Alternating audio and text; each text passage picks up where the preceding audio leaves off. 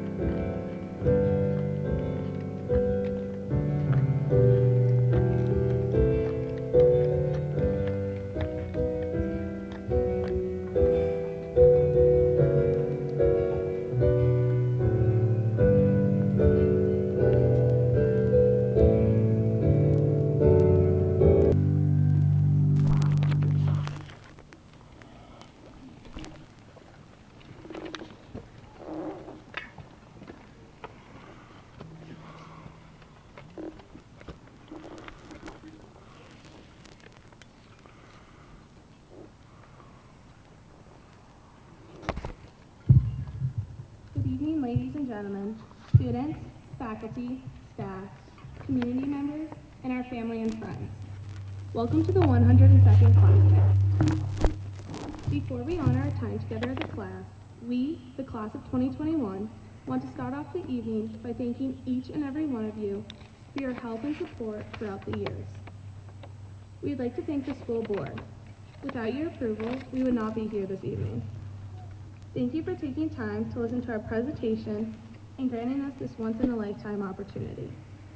We especially want to thank Mr. Osborne for being by our side during this year. We would also like to thank Eric Wilson and Good Guy Productions for allowing us to rent your equipment and your services, as well as the Athletic Association, the Education Foundation, the Alumni Association, the Lions Club, and the entire Chazy community for your support and generous donations which have made this evening possible. This past year has been like no other. Not being able to spend every day with our class in person during our last year of high school is something we will never forget. We have had many challenges to overcome, but together as a class, we overcame them. We have helped each other enjoy these years, especially this year. Whether it's through a computer screen or face to face, we have cried together and laughed together.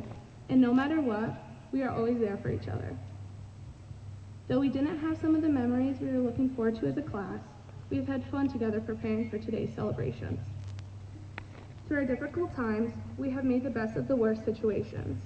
Traditionally, we hold our graduation 2 weeks after class day and in the auditorium. But due to the pandemic and social distancing regulations, our class decided we wanted our class day and graduation to include our families in person. So after many hours of thinking, help, and preparation, earlier today we celebrated our graduation here in the courtyard. Now, just a few hours later, we are very much looking forward to commemorating our years together with Class Day tonight. Today is just one of 3 days we have been able to be together as a class this whole year. Sit back, relax, and enjoy the class of 2021's Class Day as we honor our past 13 years.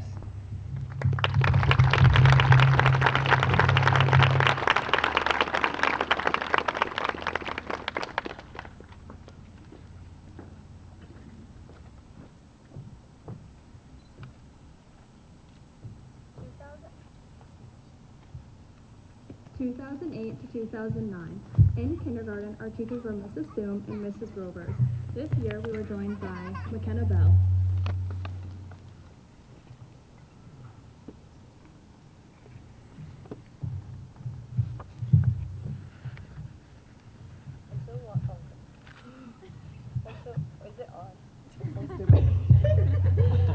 Until one has loved an animal, a part of one's soul remains unawakened. Sam Bell.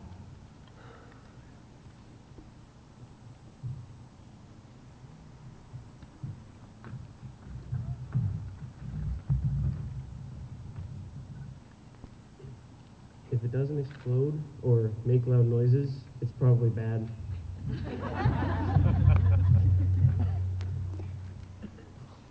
Tanner Connors.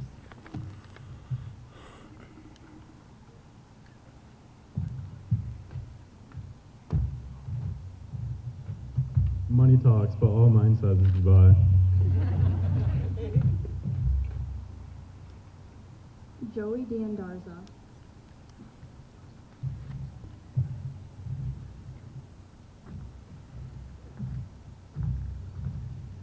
People say nothing is impossible, but I do nothing every day.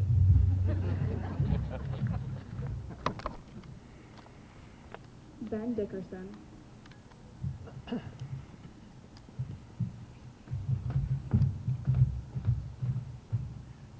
Sometimes you gotta work a little so you can ball a lot.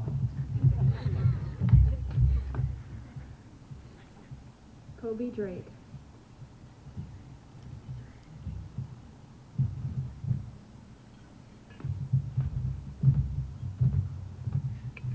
I like to picture Jesus in a t-shirt tuxedo because I'm formal, but I still like to party. Emily Dupler-Woznicki.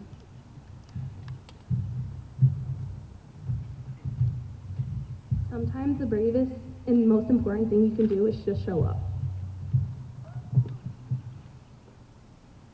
Patrick Dwyer. There is no secret ingredient. Callie-Ann Harvey.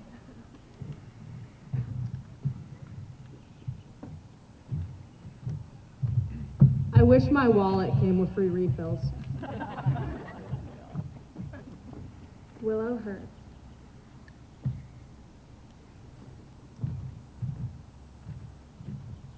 Once upon a time, a ginger went outside in the daylight. It died. Macy Hostler.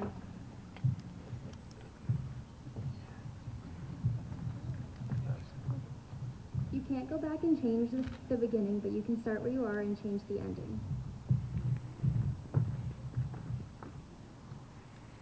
Brianne Knight.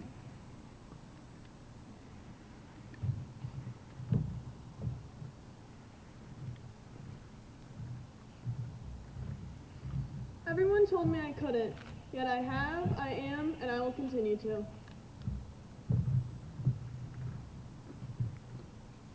Catherine Langlois.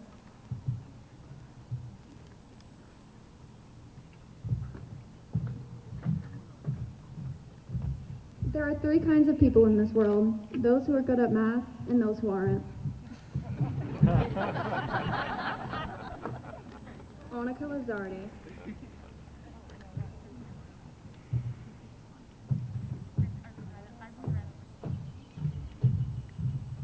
I don't procrastinate.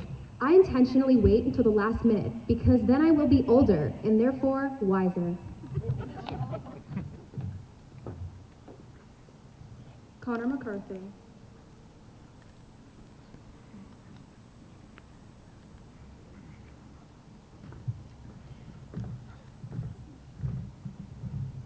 If you ain't first, you're last.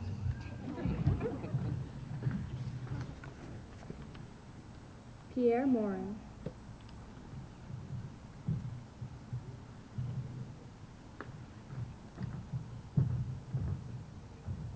Welcome to the Yearies, the annual Year of the Year Awards where we rank the best years of the year. But let's take a moment to go over the years we've lost over the years.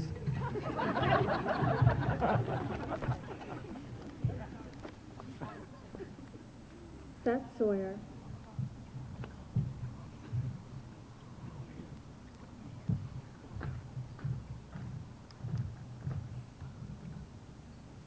You're never fully dressed without a smile.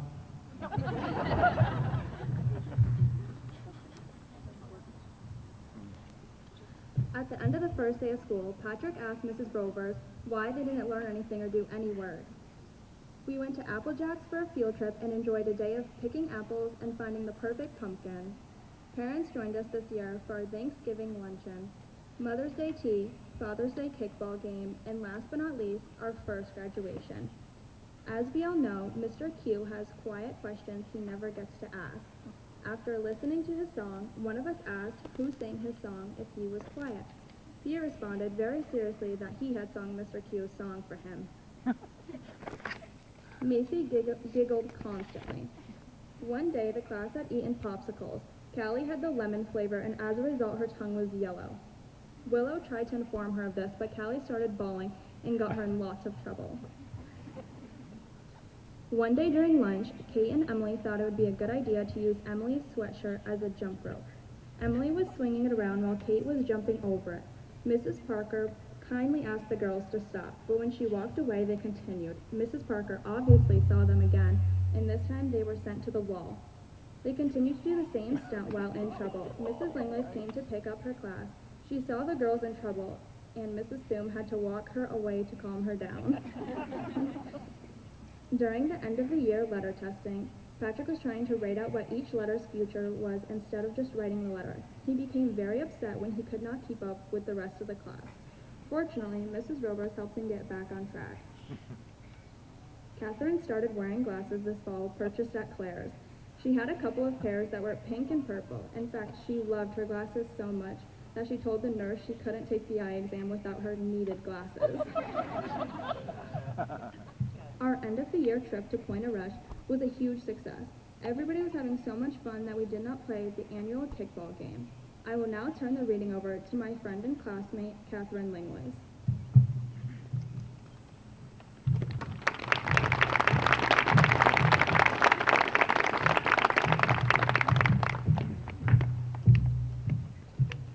In first grade, our teachers were Mrs. Poopor and Mrs. Woods. This year, we were joined by Kyle Barcombe.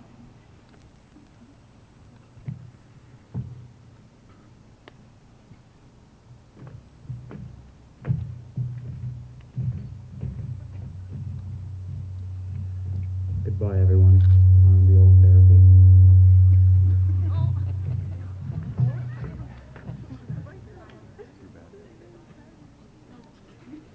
Try again, Kyle. Goodbye, everyone. No, say it right to the mic.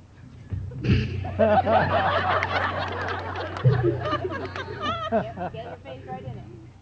Goodbye, everyone. I remember you in therapy.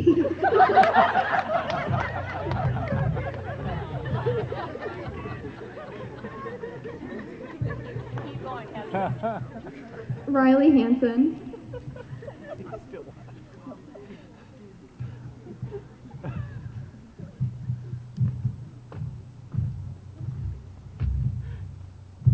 be old and wise, you must be young and dumb. Olivia McLennan.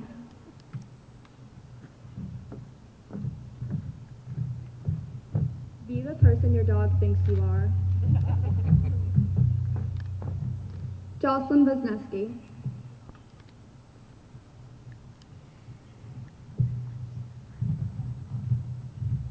This diploma runs on Duncan.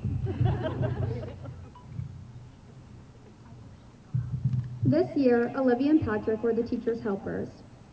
Emily told Mrs. Poopor that she loved her and she was beautiful every day. Seth said, "Can I tell you something?" about 10 times a day. We took a field trip to Shelburne Farms. We experienced daily life at a working farm. We were taught how to milk a cow and care for many pets. Many were impressed with the cheese making. For a short time, Mrs. Poopor was fit to be tied as Sam decided to walk up the trail without his chaperone. Mrs. Poopor had to run after him up the hill. Our class play was The Principal and the Pea. The play was about a group of students trying to select a new principal since theirs was retiring. The students learned many songs and practiced for 5 months. The play was a success, especially when the principal applicants played electric guitars. Fun was had by all. We visited the Little Red Schoolhouse. Mr. Cheeseman and Mr. West told us what school used to be like when Mr. Minor went to school. The outhouse was a big hit, as well as putting Connor in the corner with his nose to the wall. Tanner loved to tell stories, but his voice always faded out, so we couldn't always hear him. We would just nod. Connor was so competitive this year. Willow was a free spirit and loved to skip and wear amazing outfits. In December, we did gingerbread house making. Family members came to help, and we had a great time. Riley's older brother came in from college. Riley beamed. They were a great team and built a wonderful house. Everyone couldn't wait to eat them. In March, we made creative leprechaun traps. We showed them off and how they worked to our kindergarten friends. Macy and Colby were the best behaved. Pierre was desperate for a DSI and video games. Joey talked about starting a little farm at home, and we had lots of discussion about sheep and goats. Ben was the resident tattletale.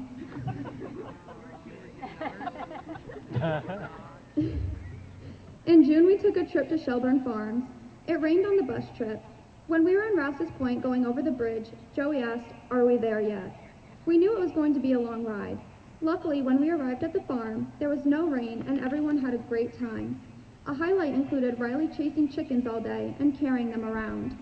On the bus ride home, many fell asleep from Mrs. Poopor's class while Mrs. Wood's class played Simon Says. I will now turn the reading over to my friend and classmate, Emily Duper-Lesnicky.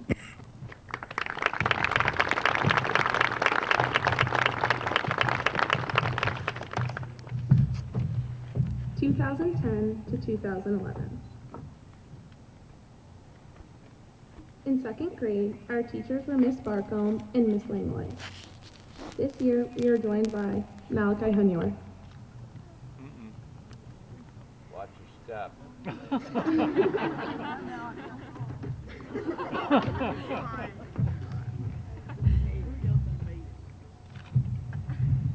I haven't a clue what's going on here, but I act like I do.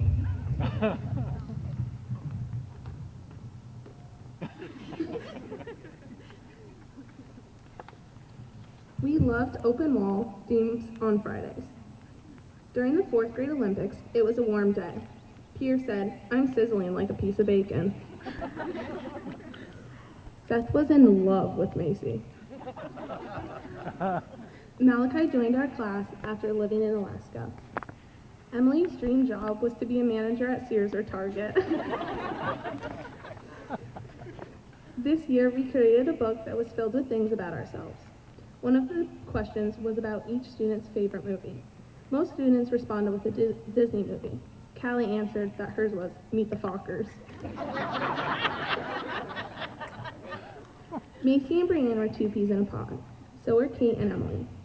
Sam and Pierre were best buddies. Callie called Malachi annoying, and he cried for the entire day. Our first field trip was to the PSUC planetarium. We had a great time. Our only problem was Sam kicking his sneakers so they would light up the place. We enjoyed the dogs coming into our room every Friday morning to read with us. For minor day, we went to the Baby Rural Farm in Peru. We had different stations. In one station, we were able to pull hay up using a rope/pulley system. We also got to take a stagecoach ride. In December, we performed The North Pole Goes Rock and Roll for K through 6 and parents. Willow and Olivia were our two Santas because most of the boys would not be Santa. Patrick agreed, but he would talk a mile a minute, and we could not get him to slow down. Our teachers said we all did a fantastic job singing, dancing, and delivering our lines beautifully. In April, we went to the teddy bear factory. Sam wandered off. Again. One class made a class bear and named her Sherbert, and one made a cherry bear named Crusher. The boys were not too thrilled with our pink bear. After our trip, we went to McDonald's and pigged out. We took turns bringing our bears home and writing out his adventures. We went to Poetry Alive at PSUC. We loved it and had a picnic afterwards. Our end of the year trip was to Echo. We had a great day until Sam wandered off. Again. Joey asked Miss Langlois, "Do you know what my dad said is the worst smelling thing? My breath. Do you want to smell it?" Obviously she said, thanks, but no. We did a coin drive that raised $134 for the Elmore SPCA. We did our first ever wax museum.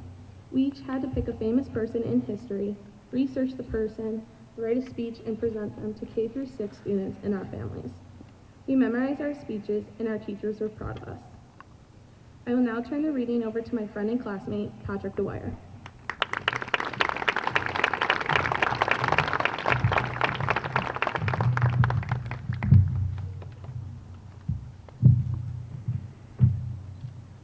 In third grade, our teachers were Mr. Dupree and Mrs. Favreau. This year, we were joined by Kaylin Hernandez,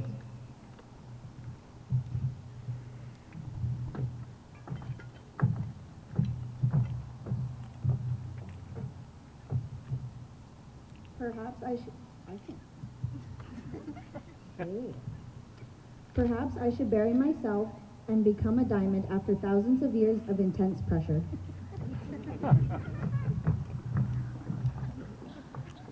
Celine Juno,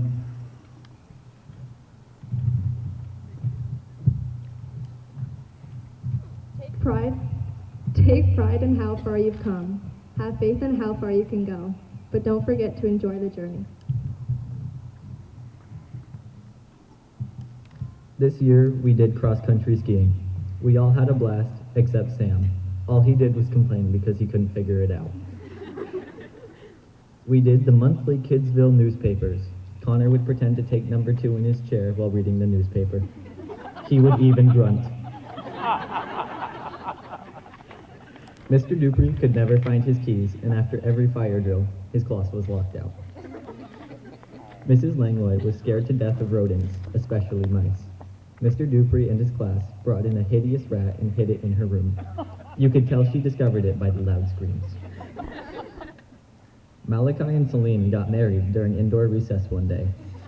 The whole class watched, and they even made paper rings for the ceremony.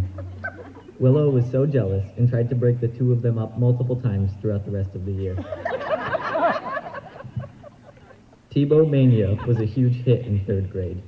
Mrs. Thum was a Denver Broncos fan, and when they got beat by the Giants in the 2011 playoffs, the whole class went to Mrs. Thum's room and Tebowed her.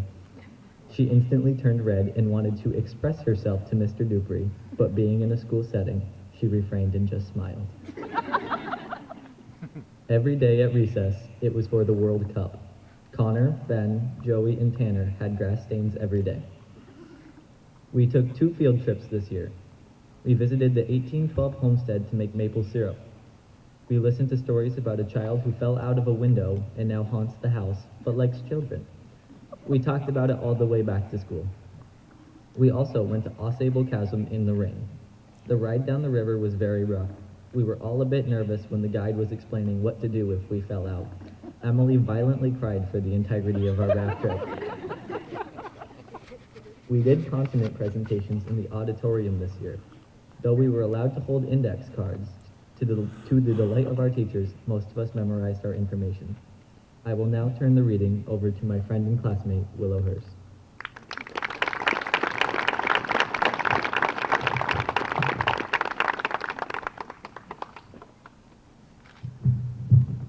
In fourth grade, our teachers were Miss Sutherland and Mrs. Mosher. This year, we were joined by Mackenzie Chapman,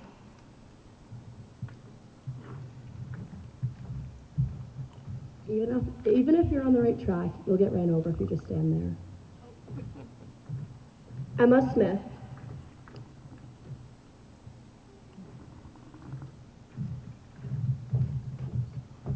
Sometimes I pretend to be normal, but then it gets boring, so I go back to being me.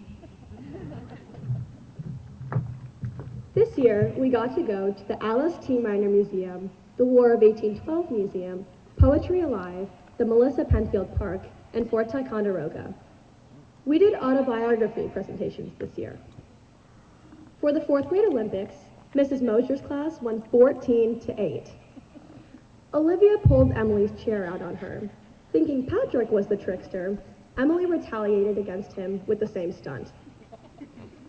Pierre and Seth were silly together and ignored all else when together. They were not allowed to sit or even walk in line together. Kyle exploded an ice pack in his backpack and then was completely stumped on what blue goo was coating his books and folders. Seth raised his hand often, but always started out by saying, "Miss Sutherland, I have a question." Joey always wanted to be first in line. He was not afraid to use his elbows in a classmate's belly to get there either. Kaylin argued with everyone.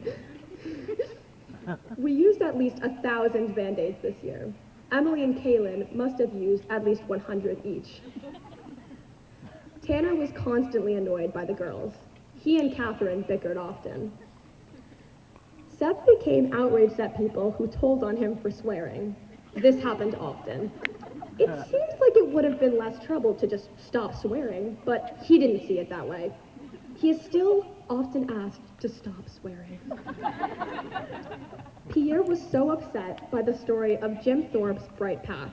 He found it so sad that he forgot his math homework at school and claimed he couldn't even sleep that night. Kyle got his leg stuck in the bars of the green slide and waited all recess for someone to come and get him. We raised over $1,700 for Make-A-Wish. You were a very talkative class and liked to tattle on one another. When we went on a trip to the War of 1812 Museum in Plattsburgh, we were very loud and would not stay in our seats. One time, while playing mumball, Ben fell backwards into the recycling bin. He fit perfectly. Callie thought it would be a great idea to recycle Ben. During a long fire drill, Willow and McKenna decided it would be a good idea to tie their shoelaces together. When we got the all clear to enter the building, they were still tied together. They had to hobble into the building, and then McKenna had to walk back into the room shoeless because we could not get the knots untied. We loved to scare each other and Mrs. Mosher. She never knew when someone would jump out from behind a door or desk and shout. A former classmate once told Kate that she was going to die young because she didn't eat the same paleo, keto, organic, and non-GMO diet that she followed. Having such a grasp on the fragility of life at just 9 years old, Kate retorted by saying that the classmates' diet would be irrelevant to their lifespan if they were hit by a bus tomorrow.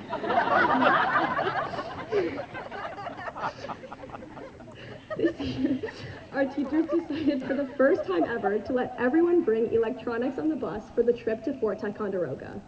Their plan worked pretty well because everyone was nice and quiet and stayed in their seats for the entire 2-hour bus ride. Everyone had a great time, including our teachers.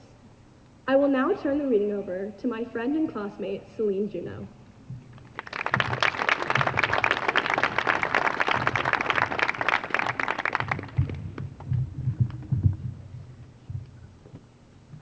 (2013 to 2014). In 5th grade, our teachers were Mrs. Walsh and Miss Graves. This year, we had Dare with Deputy Head. We wore drunk goggles and tried to walk across the room. Celine and Connor almost fell over. Callie and Olivia won the Dare Award. Celine and Catherine wrote the best Dare essays. We read Sadako and the Thousand Paper Cranes and made origami cranes. We also read Esperanza Rising, Number the Stars, and Maniac McGee. We had kindergarten buddies this year. One activity was to color the planets. We made a giant Saturn and Jupiter. It took a ton of crayons. Olivia's buddy got frosting all over her when they frosted cupcakes. Connor ripped his shorts wide open at recess and had to change into gym shorts. We had the science fair. Everyone was so nervous about their speeches, but did a good job.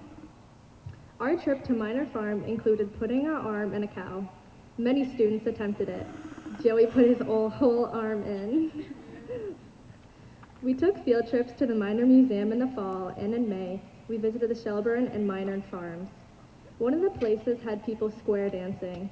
Many of us were horrified about dancing. Patrick started a rivalry with Miss Graves early in the football season. As the season went on, more and more of us watched and cheered against Miss Graves' favorite player, Peyton Manning. During the AFC Championship week, we decorated the classroom with Patriot signs. Denver won. Patrick owed Miss Graves a big candy bar. Catherine, Emily, and Willow all wore their Patriots apparel. One afternoon, while packing up, McKenna came into the classroom very confused. She looked and could not find her backpack or lunchbox. After 15 minutes of searching, she realized that she put her things in the empty locker next to hers. Our class had a great sense of humor. One day, the class would only follow directions if the teacher sang it to us. I will now turn over the reading to my friend and classmate, Connor McCarthy.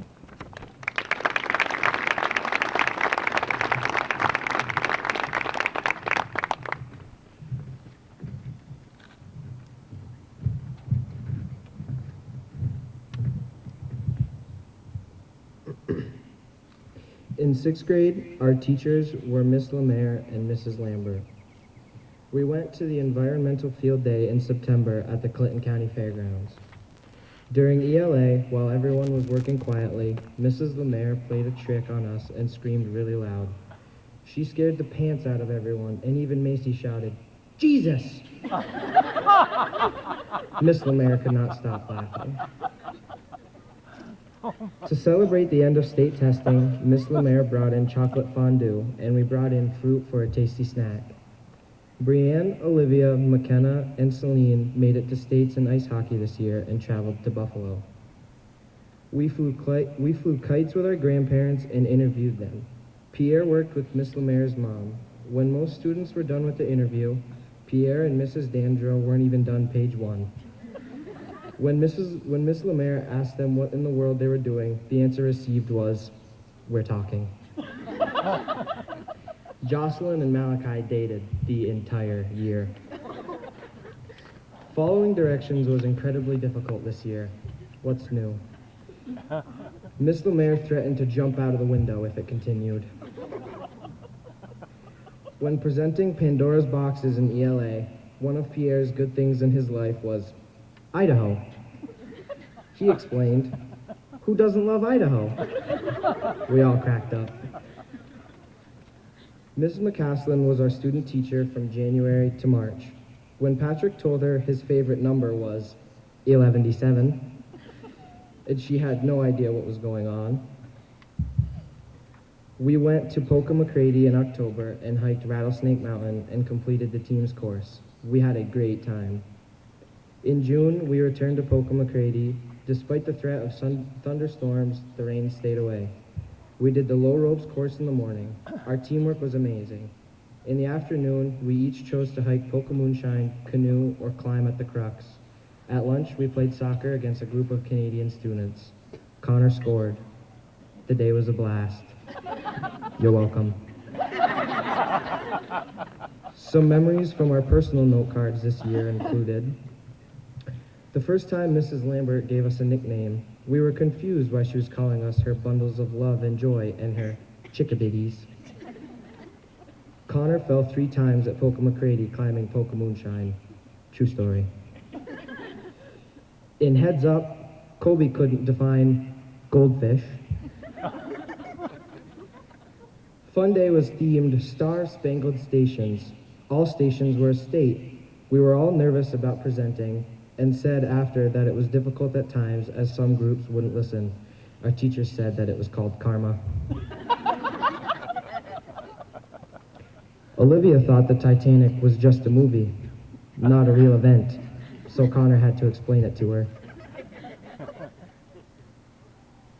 In French class, Connor didn't know whether a grapefruit was a fruit or a vegetable, even though it clearly has the word fruit in it. I will now turn the reading over to my friend and classmate, Brienne Knight.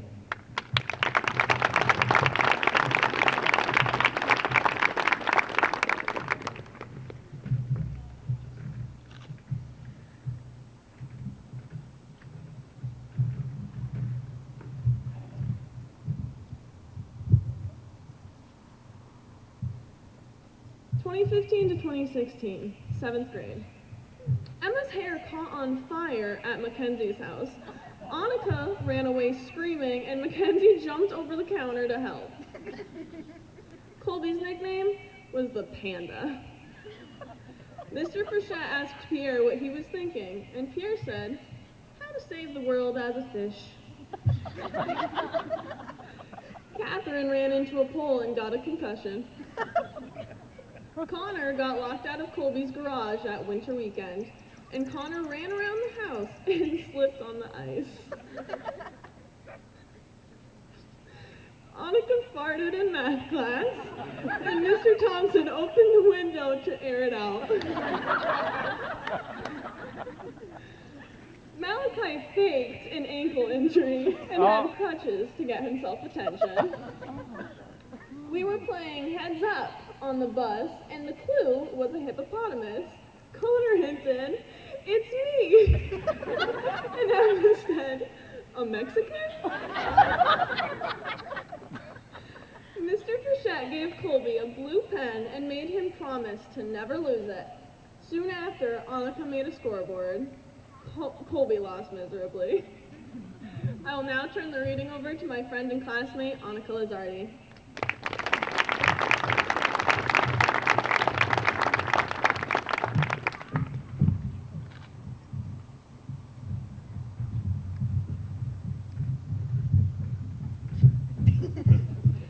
(2016 to 2017), 8th grade. This year we were joined by Tragan Kuhn.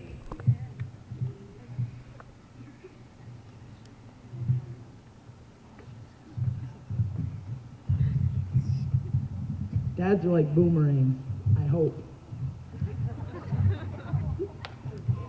Allison Haru.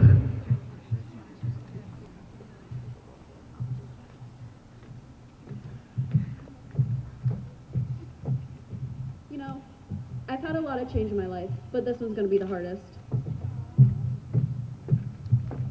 Devin Tarian.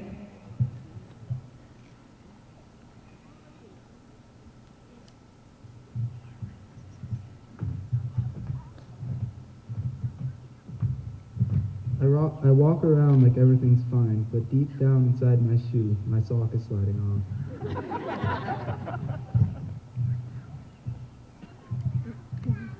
When learning how to say stairs in French, Joey kept saying l'escalator instead of the correct l'escalier.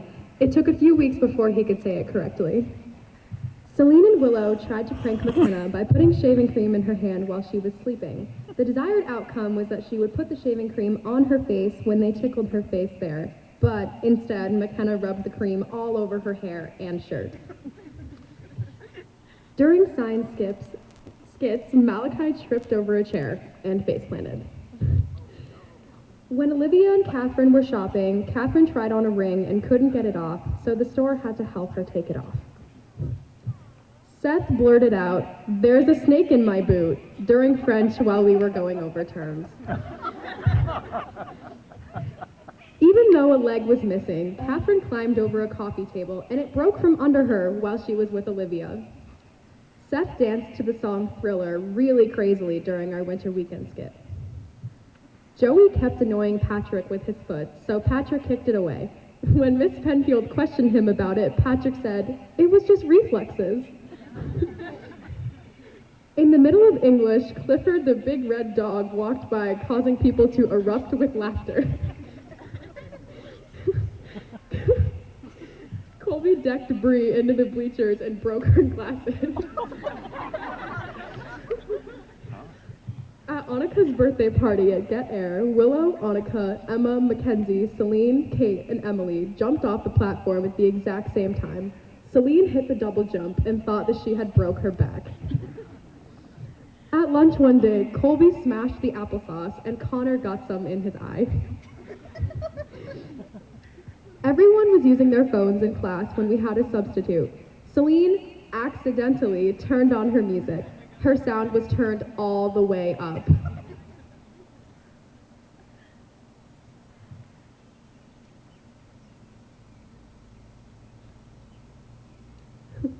As 8th graders, our class had won dodgeball in winter weekend. Emma scored a basket against the 7th graders and the seniors. Tanner also scored a basket against the juniors. We were expected to get killed, but when we won, everyone was so happy and we started screaming at the top of our lungs. On the last day of health class, Mrs. Parsons set up a bunch of activities that included human treadmills, carrying balloons in between people, and using pipes to transfer marbles. It got far more competitive than she could have anticipated, and the contest between Team Bob and Team Jeff got very heated. I will now turn the reading over to my friend and classmate, Seth Sawyer, to continue sharing memories from 8th grade.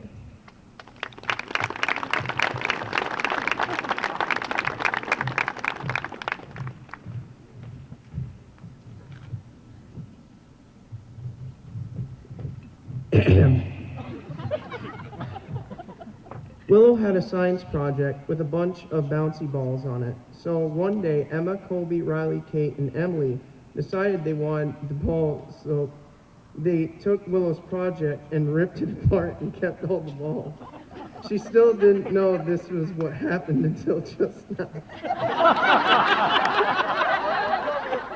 Emma and Kate decided to run at each other with yoga balls in English one day, and Emma hit Kate as hard as she could. She went flying into the desk and fell. Mrs. Parsons used Willow as an example in class, and after class she gave Willow a little stuffed cow. McKenna and Celine were jealous, so they stole it from her locker. A few weeks later, at McKenna's birthday party, Willow thought Celine and McKenna were talking behind her back. They didn't want her to think that, so they told Willow about the cow. They gave it back to her after Celine had it at her house the whole time. During a soccer game one day, a girl fell onto the ground. As Emma was running, she tripped and fell on top of the girl. Callie was running backwards, not even paying attention, and fell onto them. It was a pile of 3 girls. It was absolutely hilarious. Annika and Emily were at the mall, and they saw a cute boy, and Annika wiped her face with her arm, and he saw it. We got donuts in math class and sat and talked about memories from younger grades. Malachi was forced into getting a haircut by Brienne and Ben just because he lost a bet. Ben recycled his social flashcards at the end of the year and had to find them for a huge grade in social studies. He was really, really scared. Every day at lunch, Connor, Riley, and Colby always messed around with the teachers and threw small things like erasers at the girls to annoy them.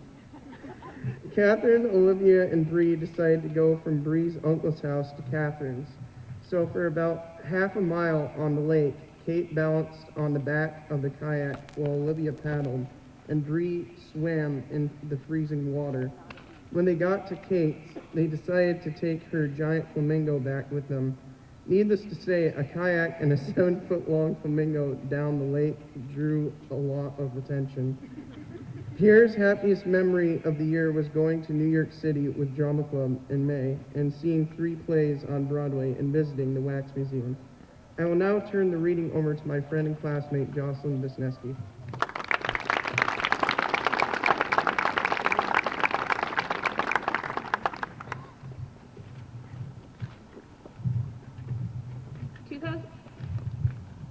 2017 to 2018. Ninth grade.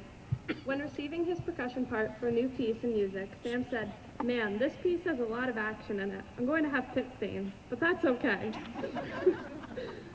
Seth asked Mr. Cross what the temperature in Islam is, but we all know that Islam is a religion, not a place. One day in French class, Connor ripped the back of his pants, and we all saw his blue and pink underwear. During lunch, Emily was drinking Gatorade and laughed. Unfortunately, it did not land on the ground, but rather all over Willow's face. For Earth Science, we were given the opportunity to create our own songs based on tectonic plates. McKenna and Pierre did theirs based on the Pokemon theme song. Celine and Willow on Under the Sea, and Patrick and Joey did theirs based on the Pina Colada song. I will now turn the reading over to my friend and classmate, McKenna Bell.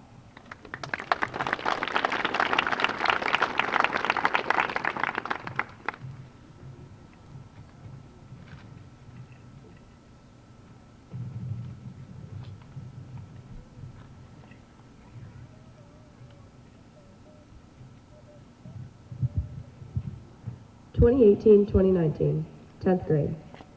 We got the bread at winter weekend this year, possibly due to the fact that Seth quite literally shoveled up a loaf of bread during the building of our Sphinx snow sculpture.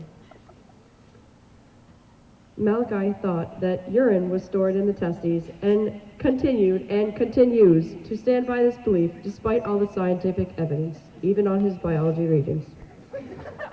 Annika and Jocelyn were obsessed with the boy band Why Don't We, and annoyed everyone constantly by talking about it. Kate scared Emily before biology one day and caused Emily to spill Doritos all over the hallway. Malachi broke his foot and had to take the elevator. One time, the entire class tried to fit in the elevator with him and almost broke the elevator. Emma was holding Mrs. Moore's energy transfer glass with both hands, and it broke. Mrs. Moore proceeded to say, "Oh, Emma, that thing was my favorite." We took a trip to the Minor Dam in May and got to stand in the river. We were eaten alive by flies. Annika sang a song in English for extra credit, messed up, and accidentally said a choice word in front of Miss Cutter. Seth dressed up for his Renaissance project and looked like a stereotypical hobo. On the way to a softball and baseball game in Bolton, someone forgot to shut the bus door with the equipment in it. And after taking a sharp curve onto Route 3, Mrs. Guerin noticed the softball and baseballs were in the middle of the intersection. We later found out our medkit was on Spelman Road. Luckily, Emily's mom brought it to our game. One icy day, Emily and Emma were walking into the school building, and Emily didn't have great traction on her shoes. She slipped and fell in front of all the kids walking into school. Connor somehow managed to sleep every day in Mrs. Moore's bio class, got excellent grades, got a 99 on the Regents, and even won the bio award. I will now turn over the reading to my friend and classmate, Mackenzie Chapman.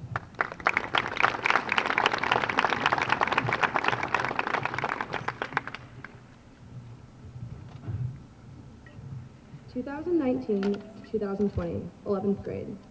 In U.S. history, Mrs. Stone asked us what year Abraham Lincoln's plan for Reconstruction was created. Seth raised his hand and said, around the year 18040. Annika and Callie went to the Great Escape and were having a great time. They decided it was time to leave when they saw a storm coming in.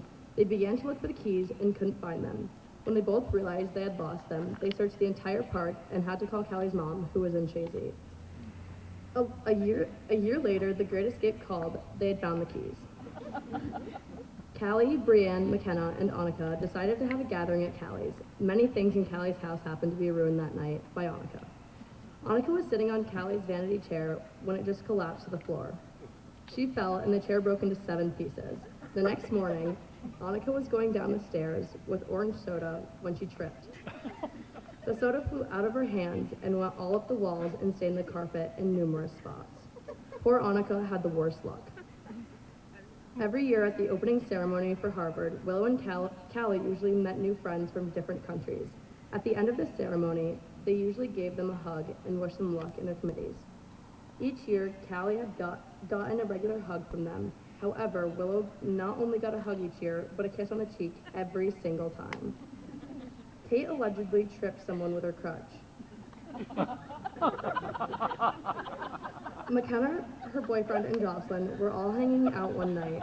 McKenna was visiting her dad downstairs and came upstairs to Jocelyn and her boyfriend dancing to the Kahoot theme song. When it came to soccer season, Kenzie and Callie had a defensive duo. Each time Callie got into an argument with another player, Kenzie came to her rescue and defended her. Whenever Kenzie was hurt by another player, Callie would immediately target the player and get revenge. They looked out for each other very well. One night, when Jocelyn spent the night at McKenna's house, McKenna had been outside feeding the cows for a long time. Jocelyn became very worried and almost started crying because she was worried McKenna had gotten knocked over by a cow. McKenna was just outside taking a nap with her cows. At Harvard Model UN, both Callie and Willow looked forward to seeing Annika after each committee session. Each time they saw her, she was either violently crying or drawing attention to herself or stressed out about a different cute boy she had talked to in her committee. When learning about Andrew Carnegie, Seth thought he recognized the name. He asked Mrs. Stone if he was the guy who invented the sweater. She just took a deep breath inside and said, "No, Seth, that's a cardigan." I will now turn the reading over to my friend and classmate, Emma Smith.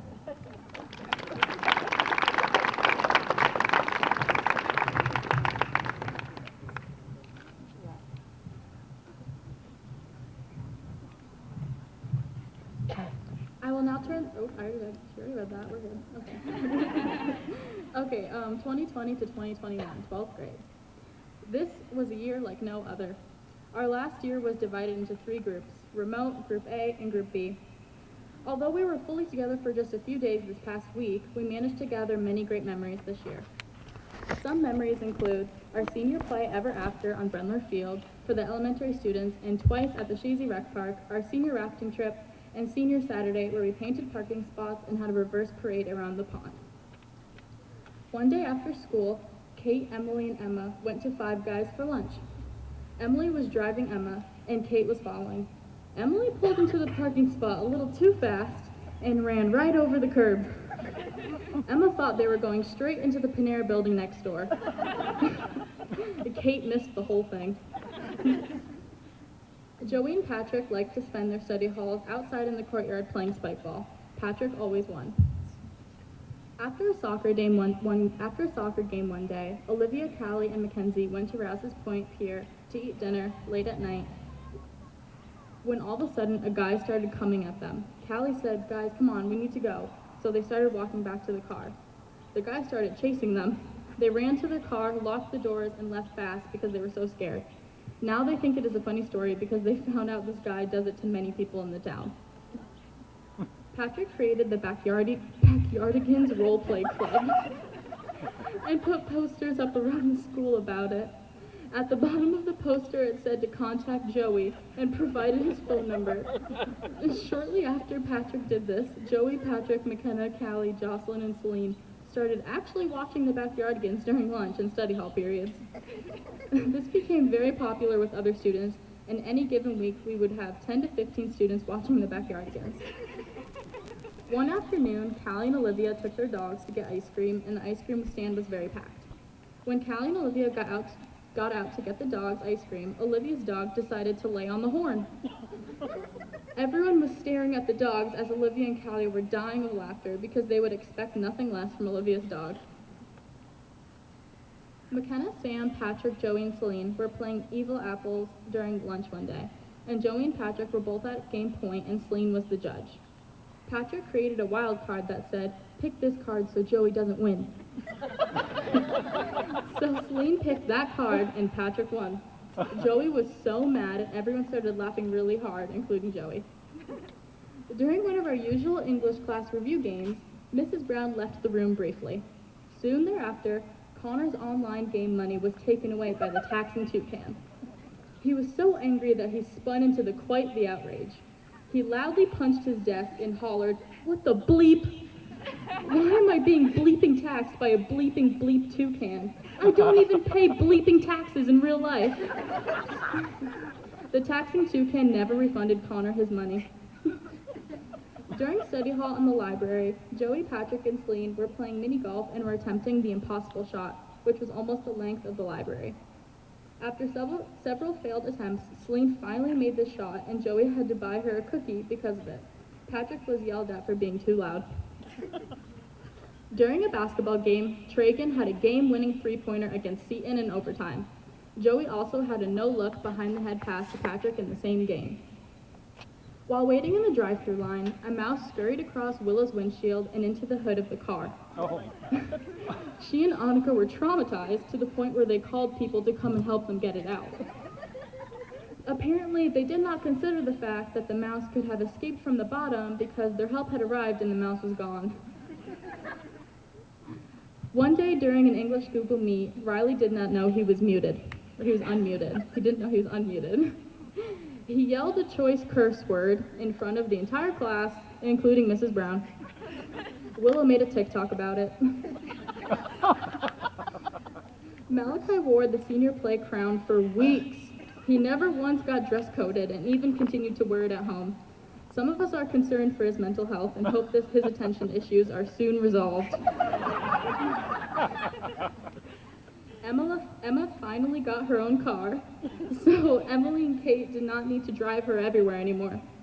Emma offered to drive the three of them to go get dinner only 2 days after getting the car. Needless to say, Emily and Kate were scared for their lives. One time in English class, Mrs. Brown showed the students the owl Rocky that had gotten stuck in the Rockefeller Center Christmas tree. Out of nowhere, Riley proceeded to think that he could beat the tiny owl in a fight. Everybody else thought otherwise, and it was a hot topic of discussion. However, this was only after Malachi made a slideshow presentation on the matter. To this day, Riley still thinks that he could beat it. This year, we put months into planning today's celebrations to adapt to COVID protocols and have our family be in person with us. These celebrations would never have been possible without Eric Wilson and Good Guy Productions. We want to thank them for helping make today happen. And with our ceremony tonight, this concludes the history of the class of 2021.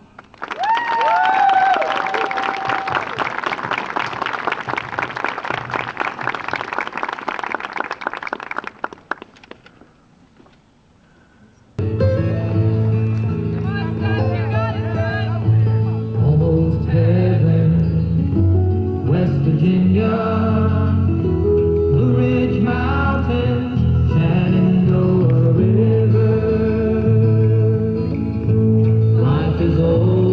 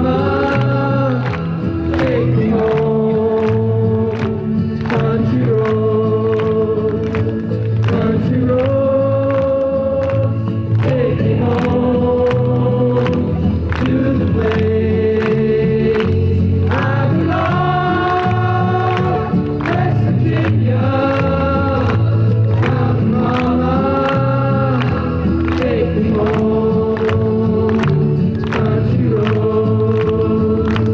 Take me home to country roads. Take me home to country roads.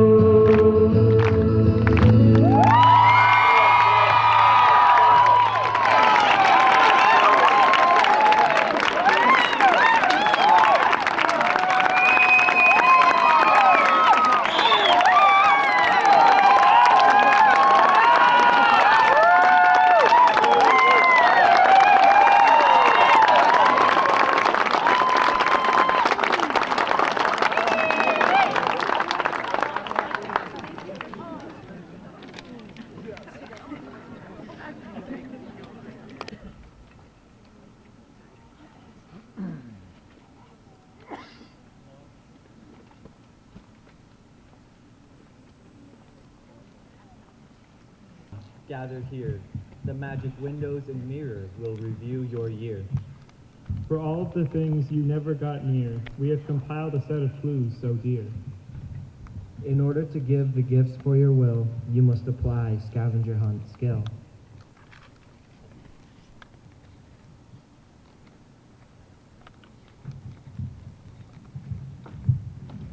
Lounge was never a hangout for you.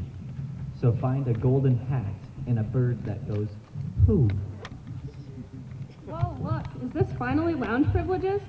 Johnson and Allie, wait, you gotta get the clue.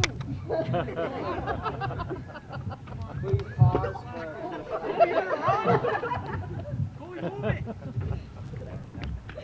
Hey, don't, There you go. The crowd. Whoa, look, is this finally lounge privileges? Nah, it's gifts for the underclassmen.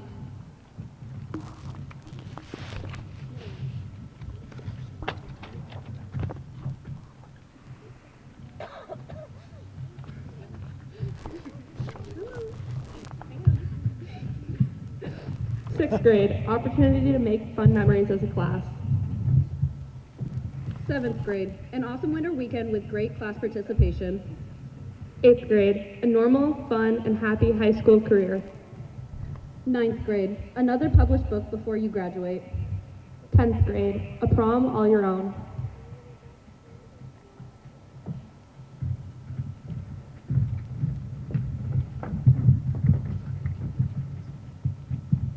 Remember the dance you were supposed to host in the fall? Discover a round orange figure to continue your haul.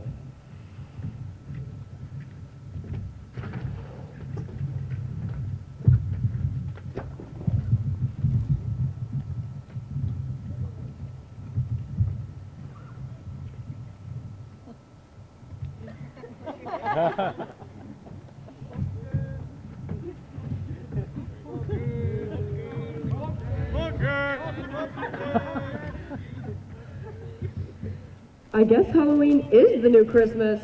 For real, look at all the junior gifts. Tristan Ayotte, more Minecraft diamonds and rare coins for your collection.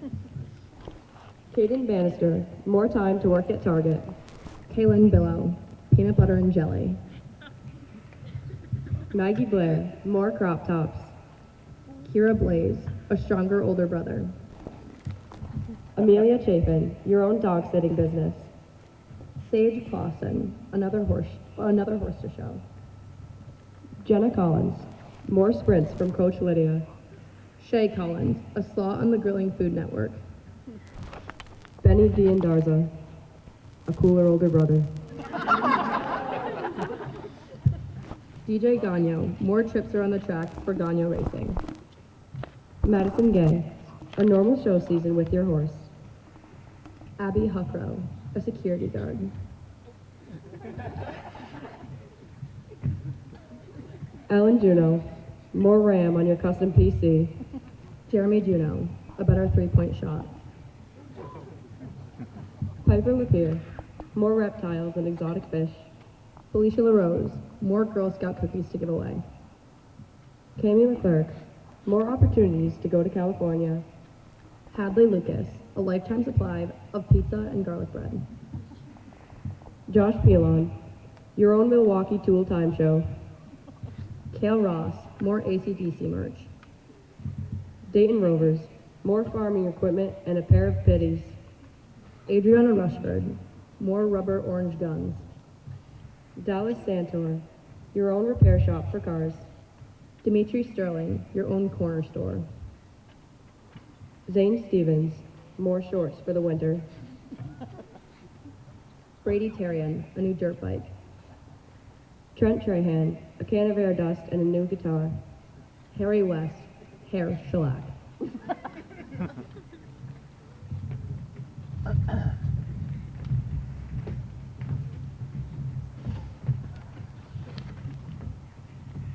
The class was two-time champs wearing gold and white during a week where you bond and fight. Can't think of another rhyme. Just go find the stuff.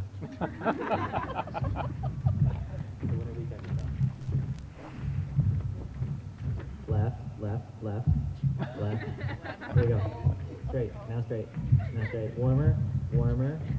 There you go. Oh yeah. There you go.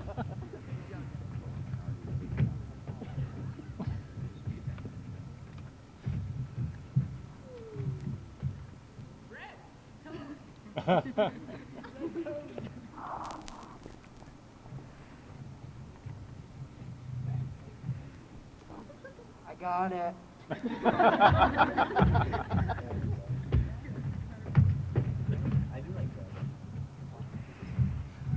No, wait, it's my loaf of bread. Hopefully the staff gifts aren't moldy.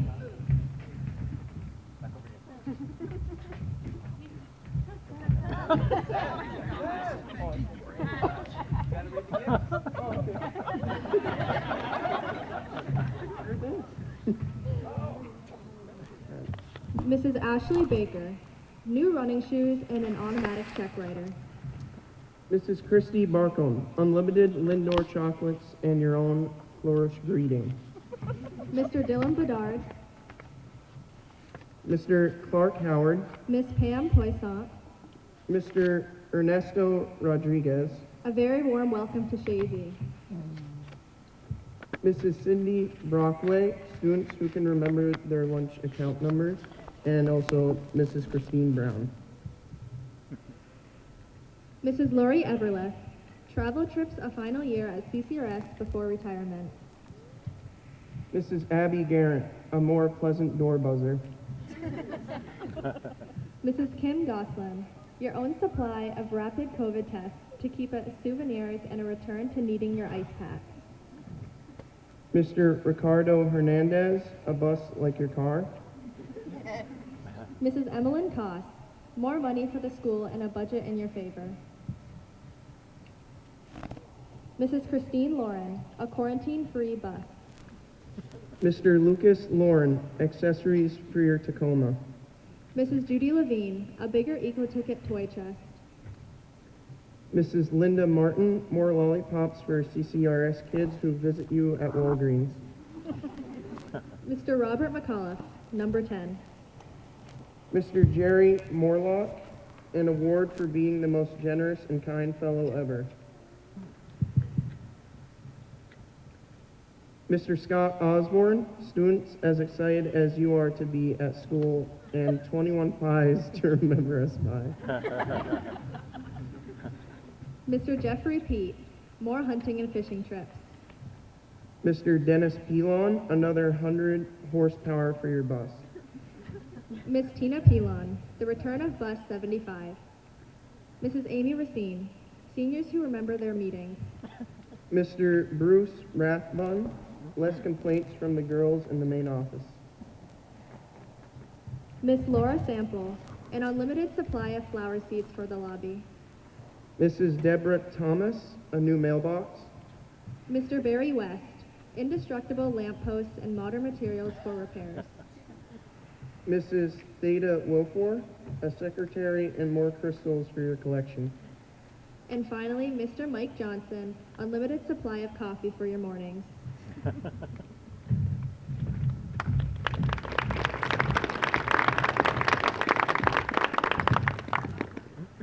Masks and no playoffs felt like treason, Search for the items that make up your seasons. I think they got this one. Yep, you're getting it. Ben, don't hurt yourself.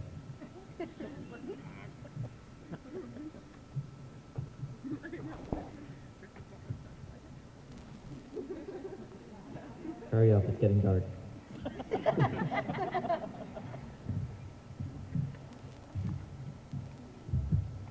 Is that the fastest you can walk? You don't have to open it, we need all of it. Oh, oh. Okay, well, by this point you've guessed it. More gifts. Looks like this batch is for the elementary teachers.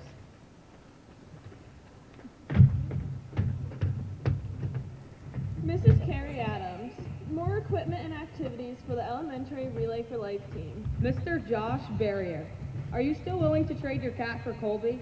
Some new cleats, too. Miss Liz Basso, more baking supplies for your yummy goodies. Miss Denise Berkume, more happy faces to welcome everyone just like you do. Miss Carly Carrier, Miss Alyssa Neverett, and Miss Brenda Riley. A lunch with our awesome class so you can get to know us. Mrs. Mindy Conroy, fun equipment and self-cleaning supplies for OTPT sessions. Mrs. Janet Danjo, another kid who turns into another cool substitute. Miss Susan Duffy, your own class next year after covering for Miss Moser this year.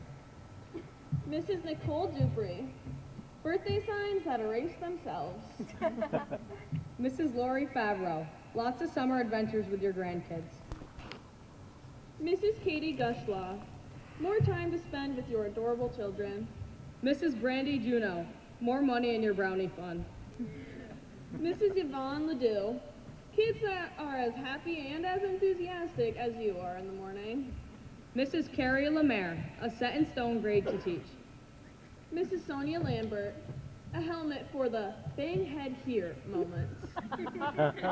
Mrs. Jennifer Langlois, rodent repellent. Mrs. Jennifer Lashway, a relaxing summer with your new baby. Mrs. Judy Levine, a bigger Eagle ticket toy chest. Mrs. Molly Lawless, more fairy lights for your room. Miss Stephanie LaFan, more art supplies to make amazing things with. Mrs. Kathleen Nichols, more time with your baby boy. Mrs. Samantha O'Hagan, a longer maternity leave. Mrs. Danielle Rovers, a new Tahoe. Miss Lee Ryan, more time outdoors. Mrs. Tiffany Supinski, a bigger classroom. Miss Sarah Sutherland, more hiking and ski trips. Mrs. Kathy Thune, actual people rather than cutouts to chaperone the basketball games. Mr. John Tregan, more gains.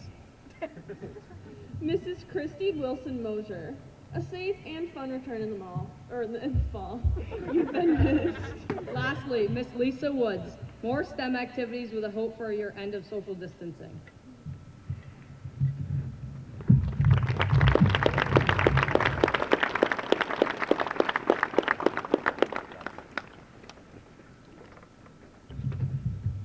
Hearing we wouldn't get this event felt like a bomb. Look for some set pieces you couldn't use at prom. I think they've got this one, but I'm not quite sure yet. Update, they've got it. Yep, you guys got it. There's one for each of you. They are fuzzy.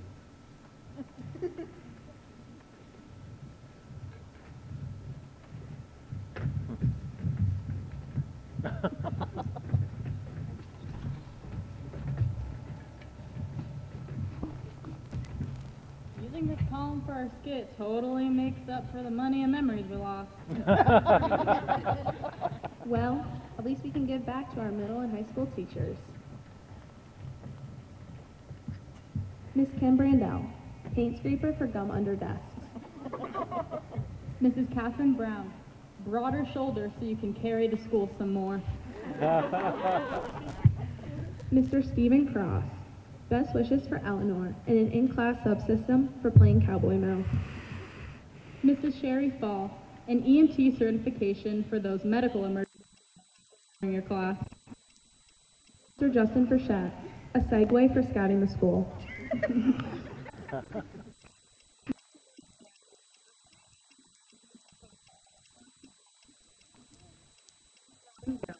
More Star Wars.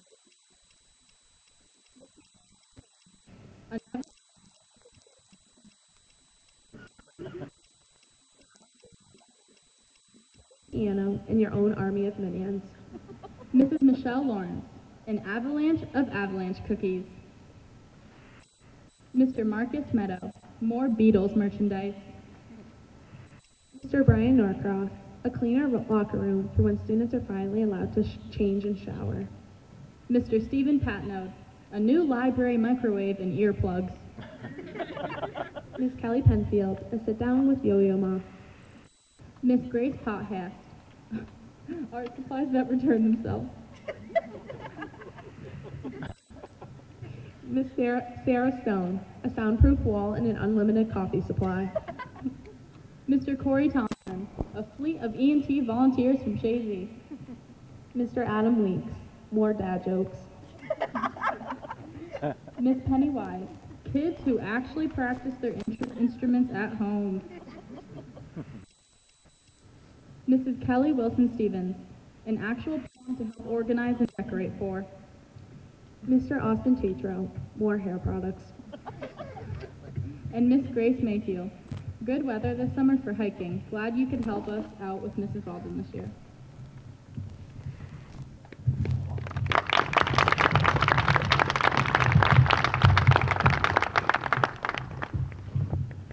This gift is perhaps the class's best. Truly honors someone by seizing a chest.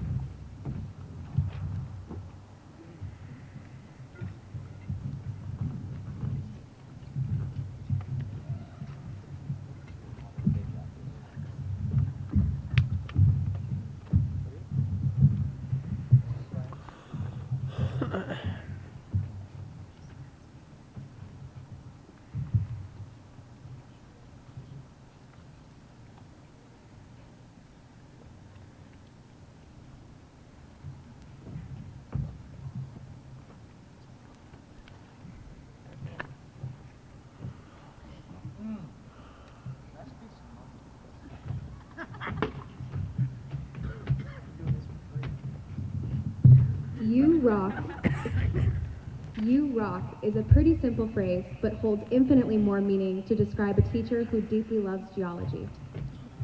Though some in our class did not love the unit as much as she, we took it in stride because her true passion and gusto inspired us. When it comes to being a teacher, passion should be of the utmost importance. It is with full confidence that our class can say that this teacher does not simply uphold that principle, but rather she far exceeds it. Beginning in 8th grade, where we first had her as a teacher, her class was a balance of material and engaging fun activities that often left our stomachs aching from laughter. Perhaps one of our favorite attributes of this teacher is her song and dance number for the Sun Song, an astronomy unit classic. Her dance move for the sun when it is compared to a furnace is something you just have to see to believe. Hint, it's definitely something that you want to see. Although the song is just one example, the core, no pun intended, memories that have stuck with us until senior year are composed of happiness. It is said that in life, we do not always remember exactly what someone has said, but how they made us feel.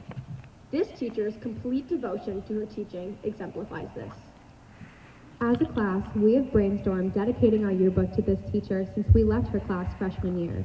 Therefore, we could not be any more excited that the time has finally come to do just that. Though none of us could have anticipated the special circumstances which shaped our senior year, we are incredibly honored that they provide us the opportunity to dedicate our yearbook to a very special teacher. The class of 2021 truly cannot say it enough. Mrs. Baldwin, you truly rock.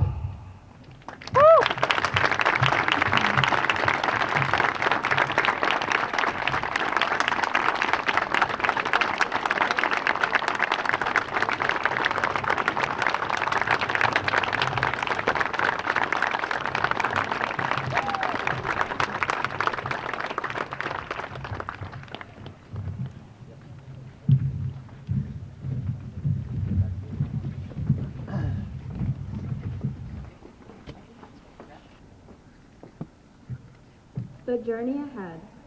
The journey that lies ahead, we do not fear. We are ready for the next chapter, ready to discover more of ourselves. With an open mind and a courageous heart, we travel the road confidently. Unwavering and determined, we grow infinitely stronger with each step.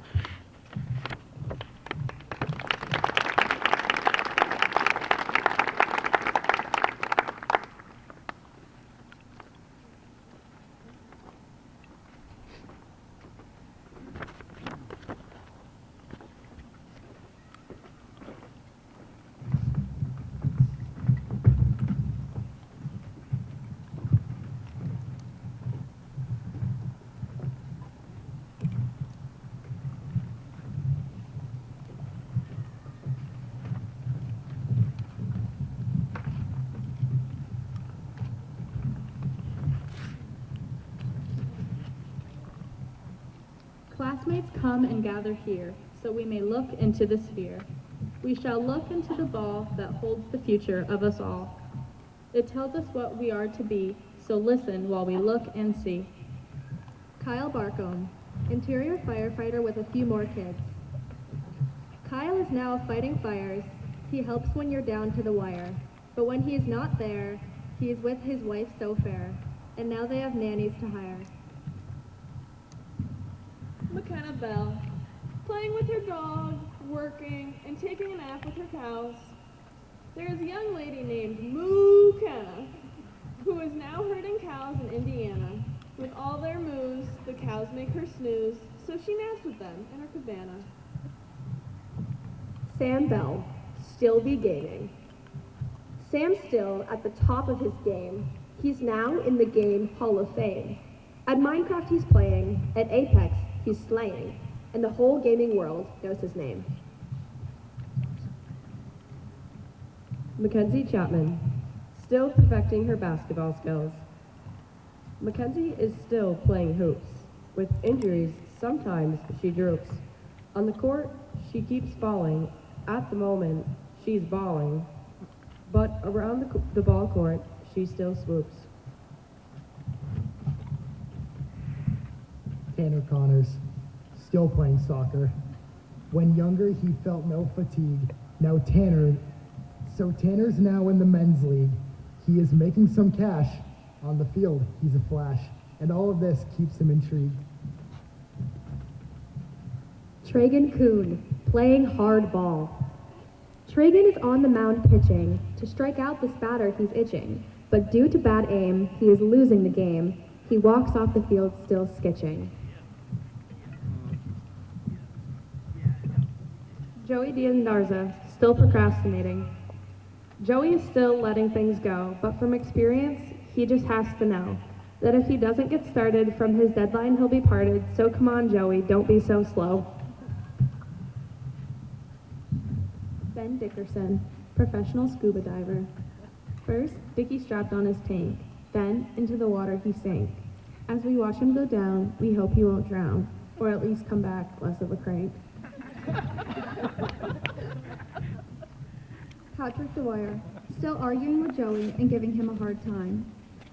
You would think being nice was a crime. If so, Patrick's not serving his time. They still fight over chess, but they have to confess, the friendship they've built is sublime. Riley Hansen, living in the South. Riley's in Florida on the beach, a cool drink right there at his reach. The waves are crashing while he's full relaxing. His hair is now blonde and sun bleached. Callie Harvey, being rich, sitting on the beach of her private island. Callie's money has bought her an isle. She says it's so peaceful with a smile. She counts all her money on her deck where it's sunny. She's living her life in high style. Kaylin Hernandez, working with kids. It's the future, and here we see Kaylin surrounded by brats who are railing. But that's her career, and to her they're so dear, so no way on these kids she'll be bailing. Allie Haru, owning her own hair salon.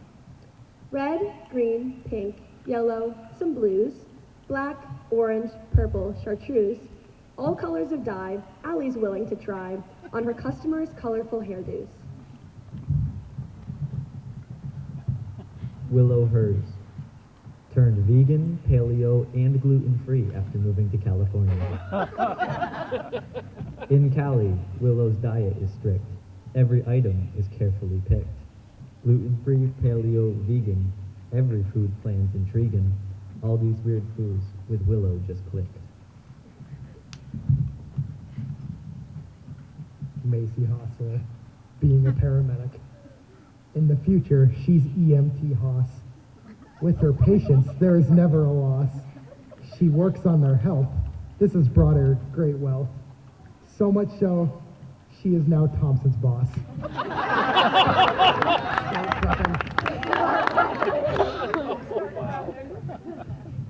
Malachi Hunyer, still in high school and still playing Minecraft. Malachi is still playing his game, still in school, and that is a shame. If he'd put Minecraft down, he'd get out of this town and find a better reason for his fame. Celine Juneau, living happily while working as a physical education teacher and coaching varsity soccer and hockey. Is there really a happily ever after? Just listen to our Celine's laughter. She's coaching the team and her family makes her beam. Everything's going great under the rafters. Brienne Knight will be living in a mansion filled with cats on the beach. We are going to visit our Bree. She's sitting on the beach by the sea. Every spot has a kitty, but she doesn't need pity. This is exactly how she wants it to be. Emily Dufour-Woznicki, at parking lessons. Catherine Langlois, still pulling in and out of parking spots, yet still parking crooked. What's so hard about parking a car? For Emily and Kate, it's bizarre. They can't park it straight. Parking spaces they hate, so they give up and look at the stars. Annika Lizardi, being a music teacher. Annika's teaching the right notes, though her students are sounding like goats. But with her as their guide, luck will be on their side, and sweet music will soon come from their throats. Colby Drake, running his own swimming pool. Connor McCarthy, going to swimming lessons every day with Colby. These two aren't afraid of the water. Regardless if it's colder or hotter, Colby says swim. Connor follows him, and away they both float like two otters. Olivia McLennan, still getting Chipotle every day. It's Olivia with another burrito. It's Chipotle and she thinks that it's neato. She swings by that way every single darn day. For her, life could not be even more sweeto.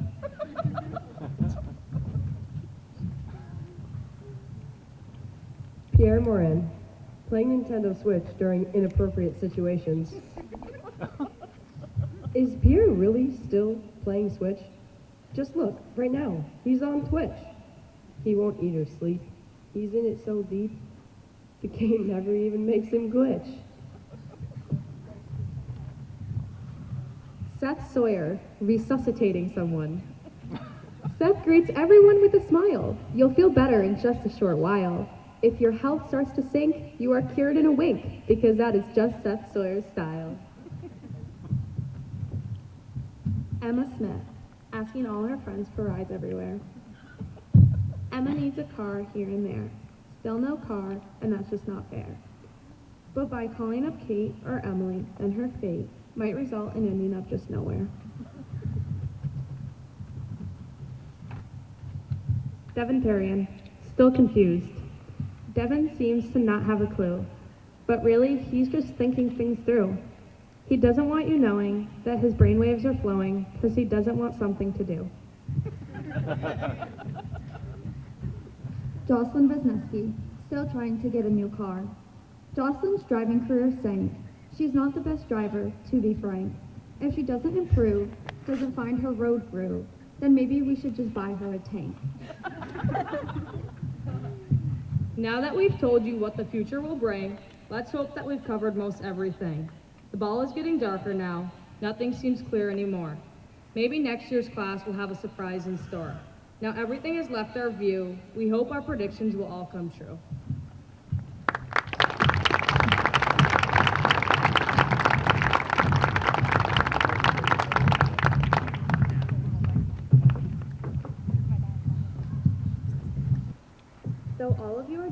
virtually today, I would like to bring some advice to the juniors, soon to be seniors. I could stand here and tell you senior year will be perfect and everything will go smoothly. I would be lying. Senior year has many deadlines, but also is packed with fun times to get ready for the end of the year. It won't be perfect and smooth, but you sure can try and make it close to that. In all reality, your senior year is only as easy as you make it. You are getting to the age where you need to do things on your own and don't need to be reminded many times of what is due and when. Senior privilege is a privilege and not just given to you, and you can lose it very quickly when things aren't done. You may not enjoy school, and that is completely okay, but don't make it worse or longer for yourself by not doing what you need to. You will thank yourself in the long run if you have an unproblem year and graduate. Whether you are good friends with everyone or not in your class, you will be given many opportunities as a class to do things together. I strongly suggest doing all of them because there is always a possibility you may have a good time and make memories. On behalf of my class, I wish you, the class of 2022, all the best of luck and hope all of you come together to make it the best year yet.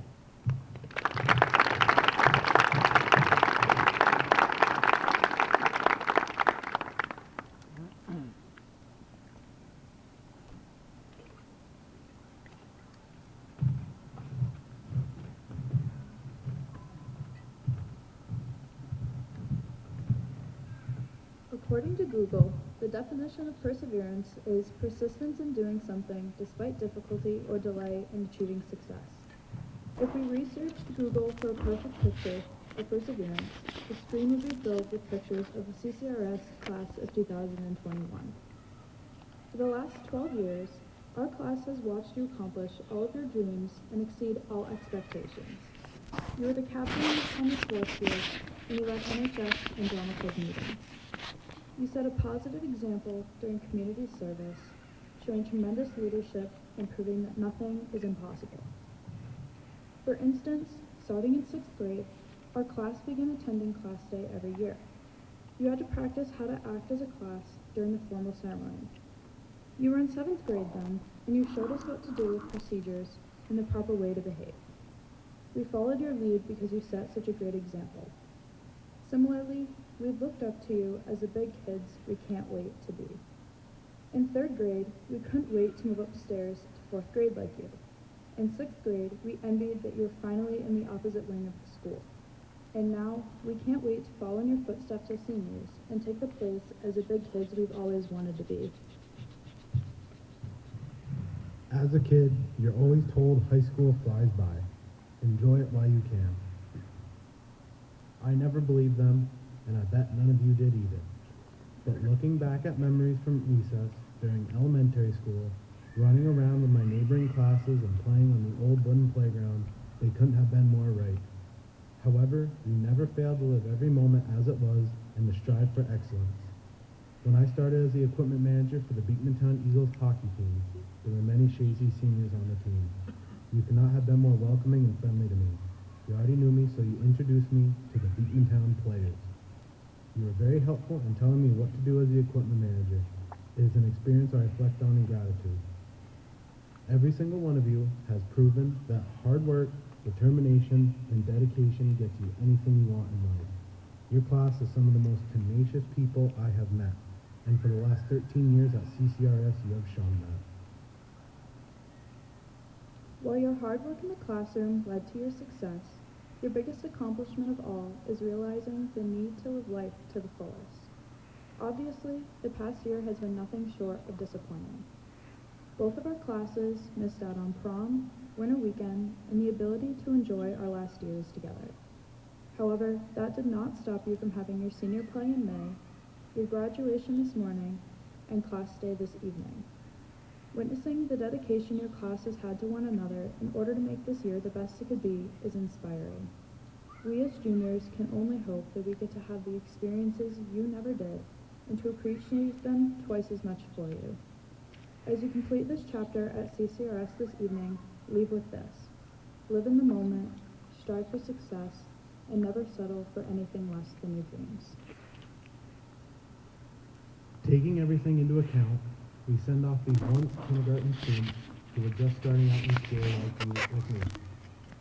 On behalf of CCRS and the class of 2022, thank you for all the 8 periods, afternoons, and weekends you have sacrificed for the betterment of the school. You showed your intense spirit as a class with events like Parents' Night Out, Winter Weekend, and all forms of Model UN, along with clubs such as Eagle Buddies, Recycling, Leo, and Announcers Club. You are now young adults. You have struggled, won some, lost some, and yet you accomplished the goal that always seemed impossible in elementary, challenging in junior high, and obtainable in high school. Thank you.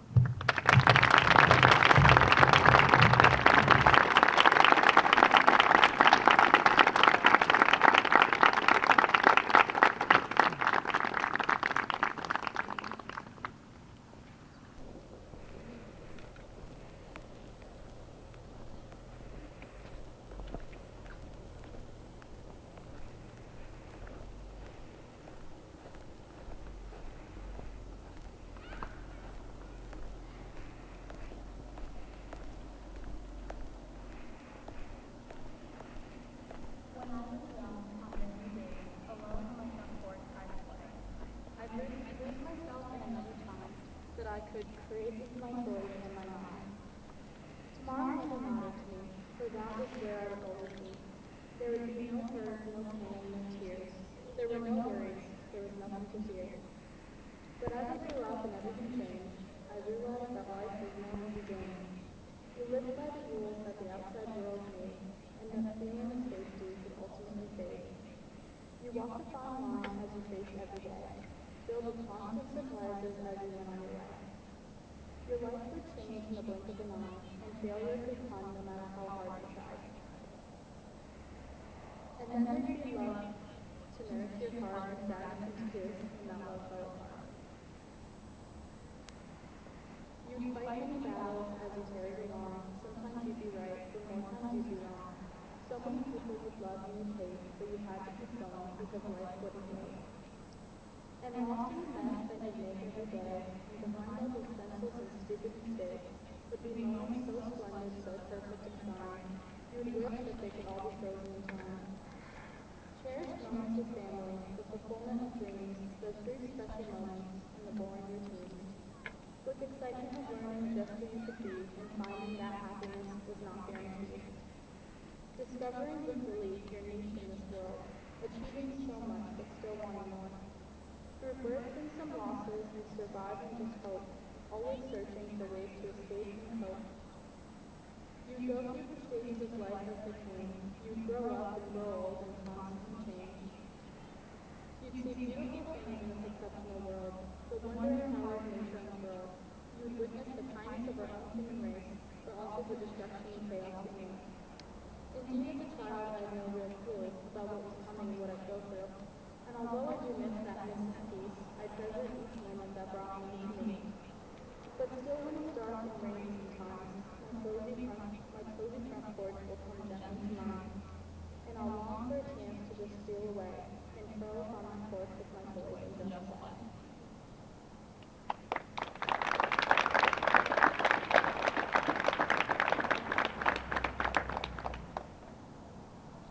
Standing here tonight, I must first and foremost warn everyone that this cheerleading may be badly resolved.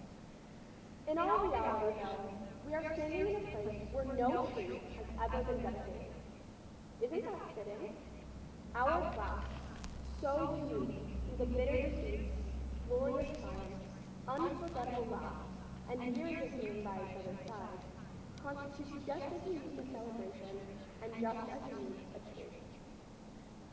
We are a lot of kids, the class without a home, or lounge benefits, and I'd rather not make this speech 10 minutes long, so I'll just sum it up by saying that we lost any part of a normal senior year, really.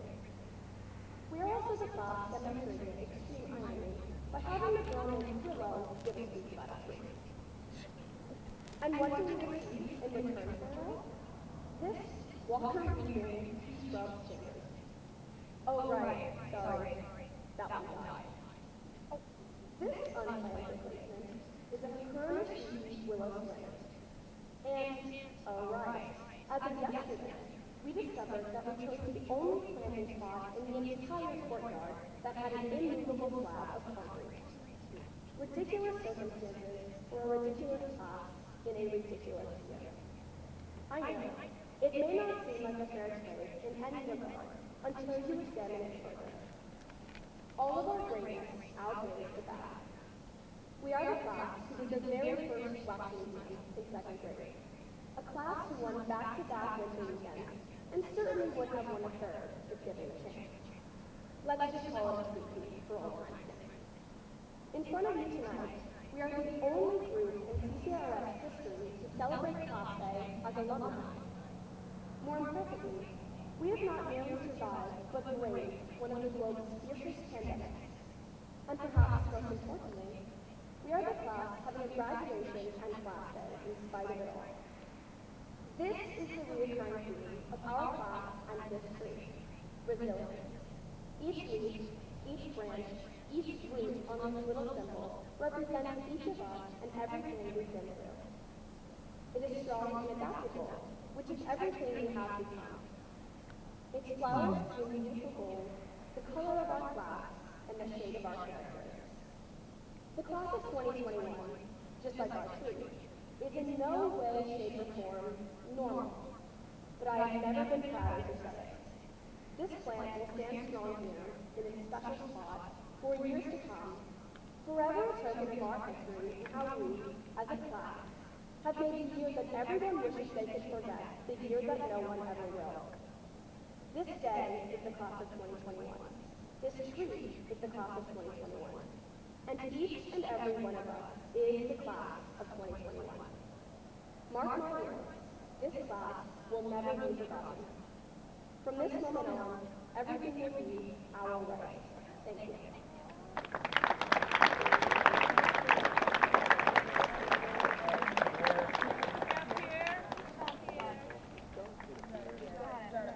I have no idea how to start this. Yes, this is actually what's in my paper.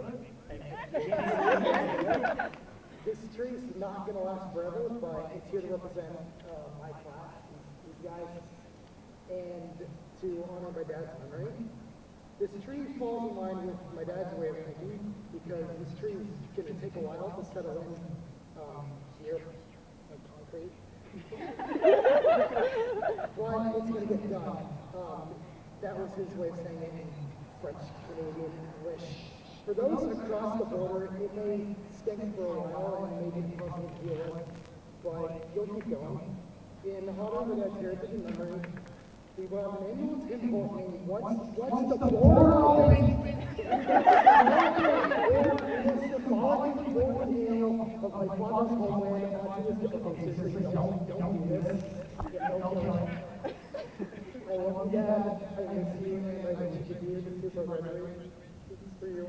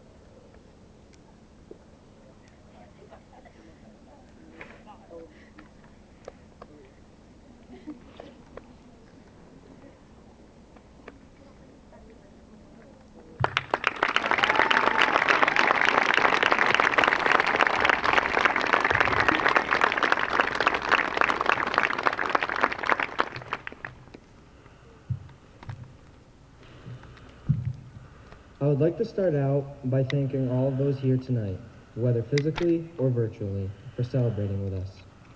The pandemic has been hard on all of us. What many of us thought was going to be a 2-week break to flatten the curve turned into what seems like a family vacation where you never actually make it where you're going. You just keep driving, thinking the exit is just up ahead, but it's never actually there. Many of us have spent all our years in Chazy looking forward to senior lounge, junior prom, and one last year with the boys. But as for all of us here today, COVID put a damper on all of these hopeful plans. Without any of the perks we had looked forward to all along, at first it didn't feel like it was senior year, but rather just another thing to try out during the pandemic to see if it could stay afloat. Personally, I never felt like a senior until our year was just about done. It has been a hard year for students and teachers alike. Time and time again, people butted heads because of the added stress we are living through. We pushed on, just as everything else has found a way to push on this past year. Sometimes we just had to take a deep breath and say, that's the way she goes.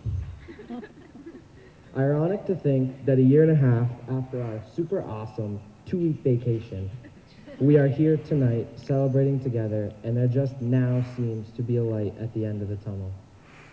So to begin, a few thank yous. I know it has been hard raising this group of kids. We are interesting, to say the least. Just dealing with the perplexing and maniacal beings we have so far grown up to be, we want to thank our families for getting us to this day. I can remember the field trips we took in our elementary years, and quite frankly, thank you for not losing any of us. I'm sure it was like herding cats. Without your unwavering support, none of us would have made it to this day, or at least in one piece anyway. A thank you to the community who has supported our class in more ways than one in order to make our years here at Chazy as memorable as possible. In most recent memory, you helped us fundraise for our today's class day and graduation celebrations.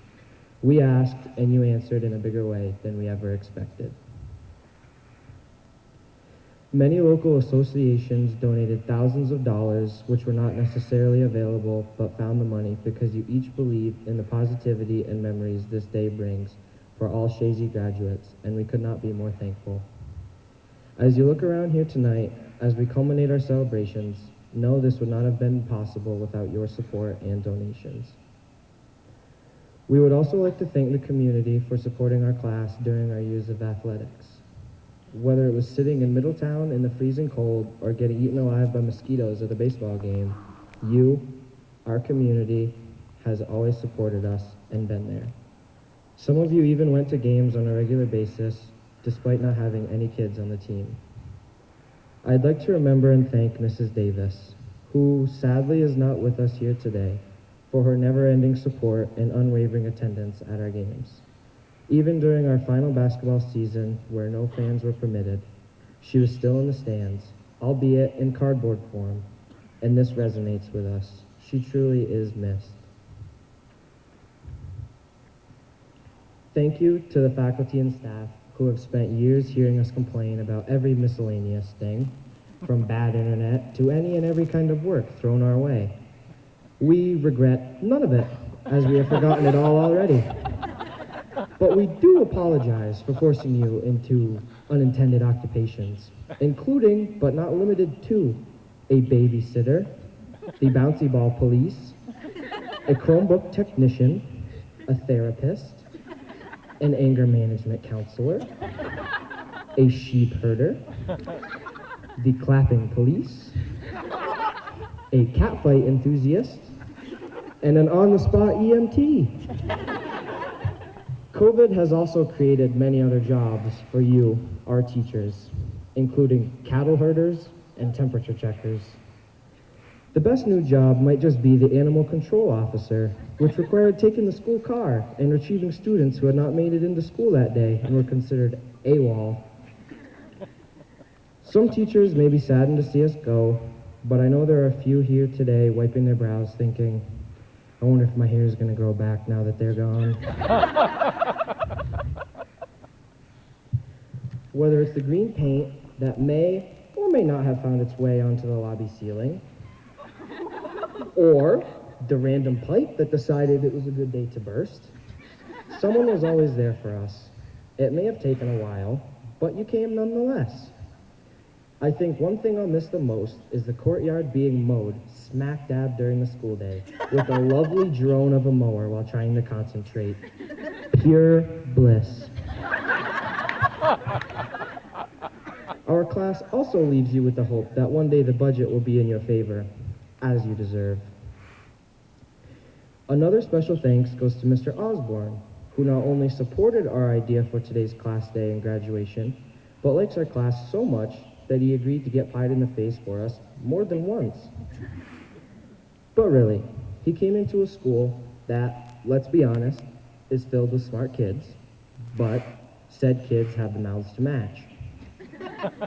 Everything was a bit unorganized, and leadership was a revolving door. Despite this, he listened to us and may have brought about the most change in our traditions since the foundation of the old school was poured.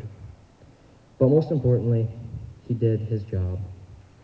He brought us order, and the place has been almost as beautiful as his hair ever since his arrival. Our class may have not always gotten along the best. For years, it has felt like the Hunger Game with warring factions. Feelings got hurt, and friendships got broken, but put back together like Humpty Dumpty. Our dramas resemble Russian nesting dolls, because when you open one up, there's just another one to replace it. I am also sure that many of you can attest to the saga that has played out over the last 13 years and are well versed in the drama of our class. And there may seem as if there has been some hatred among our class, and there is some merit to that statement, but will make you scratch your head, because even those of us who are the closest of friends say the most horrendous things about one another. If you did happen to witness any of these interactions, we are happy to have made you wonder whether or not it was genuine. It has been this way since I can remember. For example, one of my earliest memories involves Seth and I playing in the snow. An unfortunate series of events led to him roundhousing me in the face with his snow boots on, absolutely obliterating my nose and making it bleed. But he engraved that memory into my head. And despite all of this, here we are.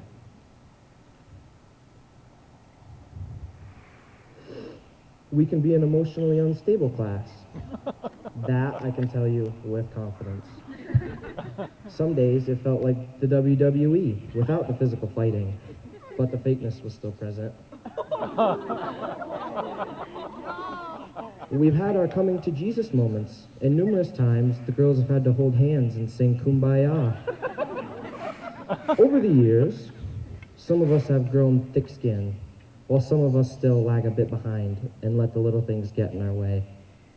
One thing I have learned through the observation of this phenomenon is that you should take other people's opinions about yourself with a grain of salt.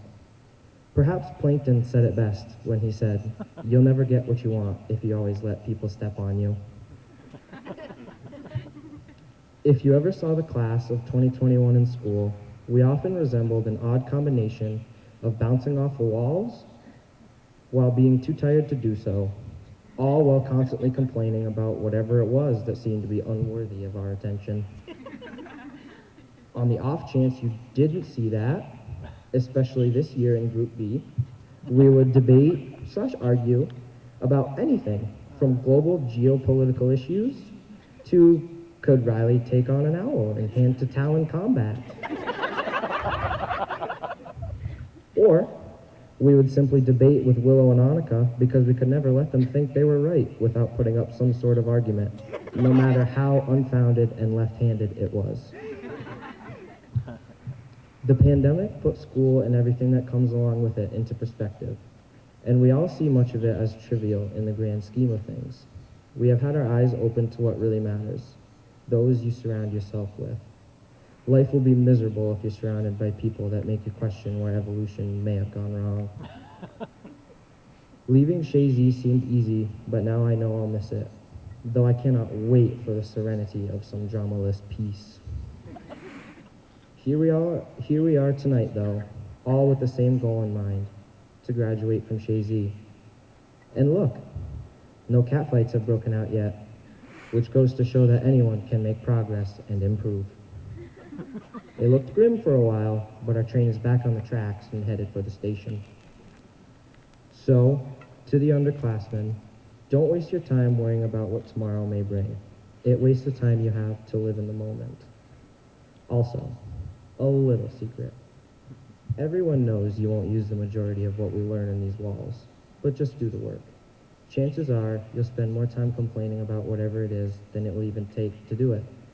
And if there's anybody to listen to on this matter, it is definitely our class. To the juniors, we hope you experience what traditionally makes your senior year so memorable. We hope school next year will return to what we have all grown up knowing. Patrick Starr said it best when he said, "Knowledge cannot replace friendship." Soak in all the time you can with your friends, because you probably won't remember the things you were taught, but you remember the life lessons you learned and the Herculean effort it took for your teachers to get you to learn how to learn.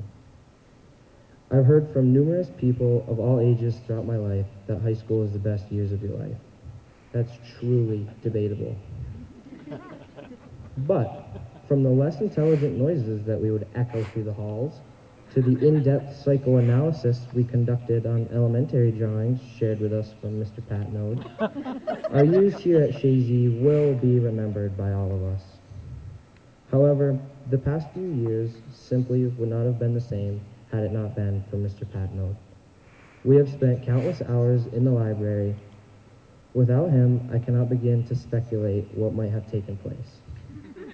And for those of you who know what kind of things go on in this building, he is a man of many, many talents. I have never met anyone as talented as Mr. P, even with limericks. He hasn't missed the mark on a single one, and he creates these works of art with seemingly no effort. A lot of things in school seem artificial and monotonous, but Mr. Patnode keeps it real. He makes every effort to listen to us, and sometimes the answer is the truth, which is what we need. Whether having a good day or a bad day, he is there to give you a pat on the back and tell you to keep trudging. We all know graduation is our end goal, and he will push you across the stage if he has to. Thankfully, that didn't have to happen today. If there was anybody that could explain our class's spiderweb of drama, our varying intellect depending on the day, or our fixation on talking about the most out-of-the-blue things, it would be him. He's heard it all, from us complaining about almost everything to the rare times we were actually in tolerable moods enough to hold an intelligent conversation. School would simply not be close to the same without him, and that is why the class of 2021 dedicates our Class Day celebration to Mr. Patnode, not only for his continued dedication to our school, but also what he has done for us as individuals. I consider him our beacon of hope. No matter the day we are having, he makes us laugh and we feel at home. You cannot put a price on someone like him. He has touched the lives of so many students and taught us invaluable lessons about life simply by being himself and caring for us. I know he has taught me many things, all of which I will hold on to forever. So, now it's time for our class to get our adult lives started and figure out what truly makes us happy, because that is all you have when it is all said and done. Your friends, your family, and the everlasting memories you make with one another.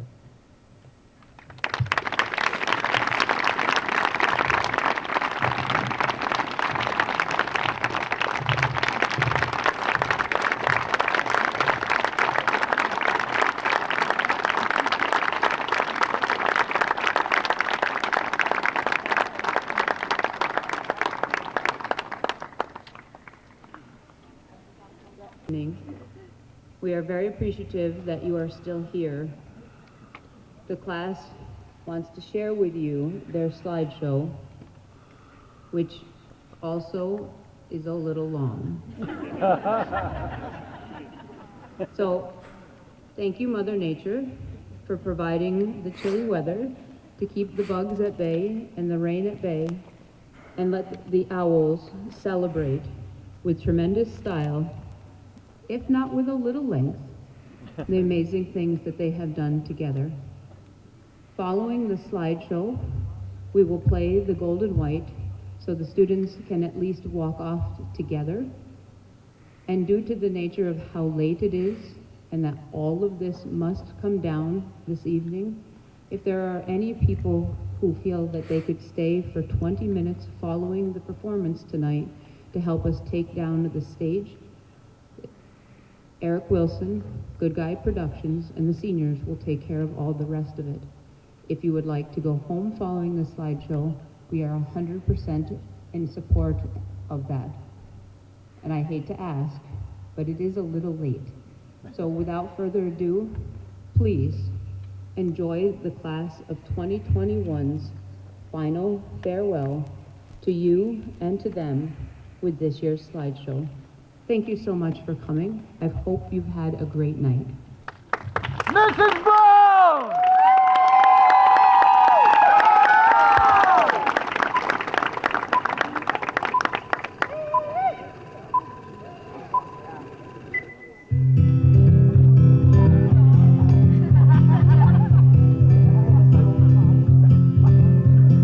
Hold on to me as we go, as we roll down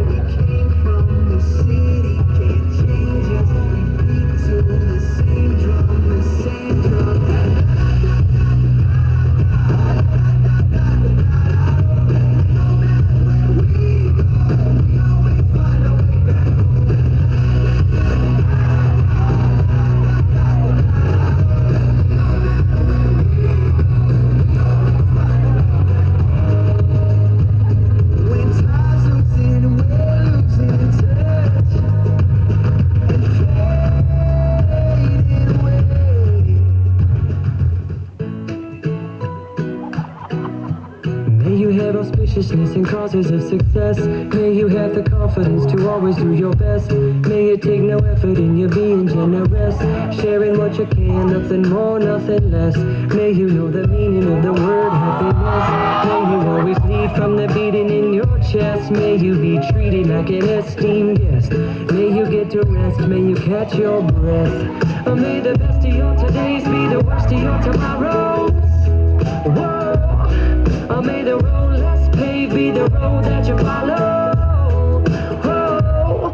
Well, here's to the hearts that you're gonna break. Here's to the lives that you're gonna change. Here's to the infinite possible ways to love you. I want you to have it. Here's to the good times we're gonna have. You don't need money, you got free pass. Here's to the fact that I'll be sad without you. I want you to have it all.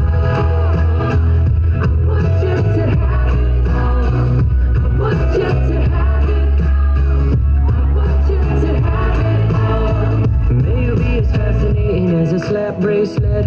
May you keep the chaos and the clutter off your desk. May you have unquestionable health and less stress. Having no possessions, no immeasurable wealth. May you get a gold star on your next test. May your educated guesses always be correct. And may you win prizes shining like diamonds. May you really own it each moment to the next. May the best of your todays be the worst of your tomorrows. Whoa. May the road less paved be the road that you follow. Oh. Well, here's to the hearts that you're gonna break. Here's to the lives that you're gonna change. Here's to the infinite possible ways to love you. I want you to have it. Here's to the good times we're gonna have. You don't need money, you got free pass. Here's to the fact that I'll be sad without you. I want you to have it all.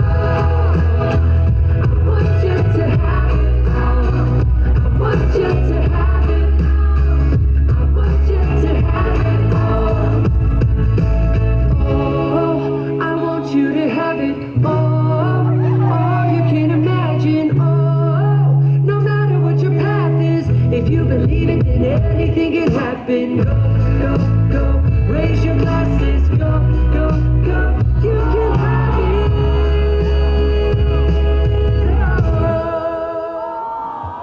I'm unwritten, can't read my mind. I'm undefined. I'm just beginning, the pen's in my hand, ending unplanned. Staring at the blank page before you, open up the door.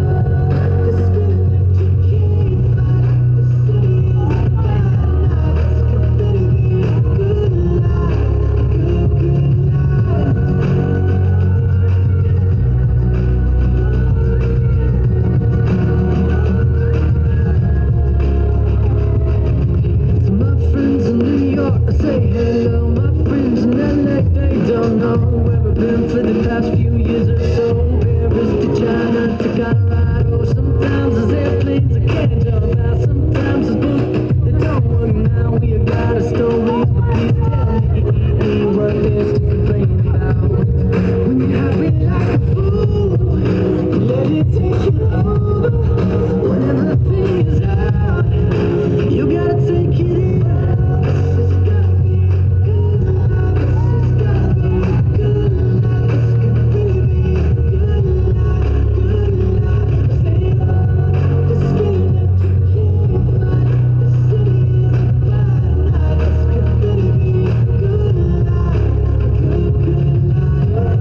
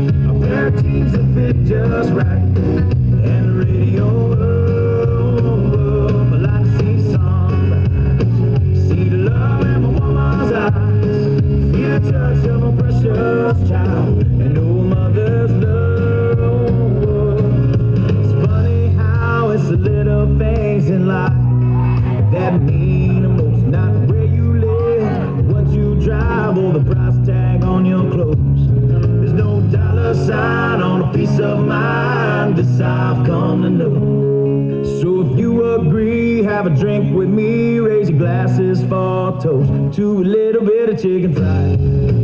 Cold beer on Friday night, a pair of jeans that fit just right, and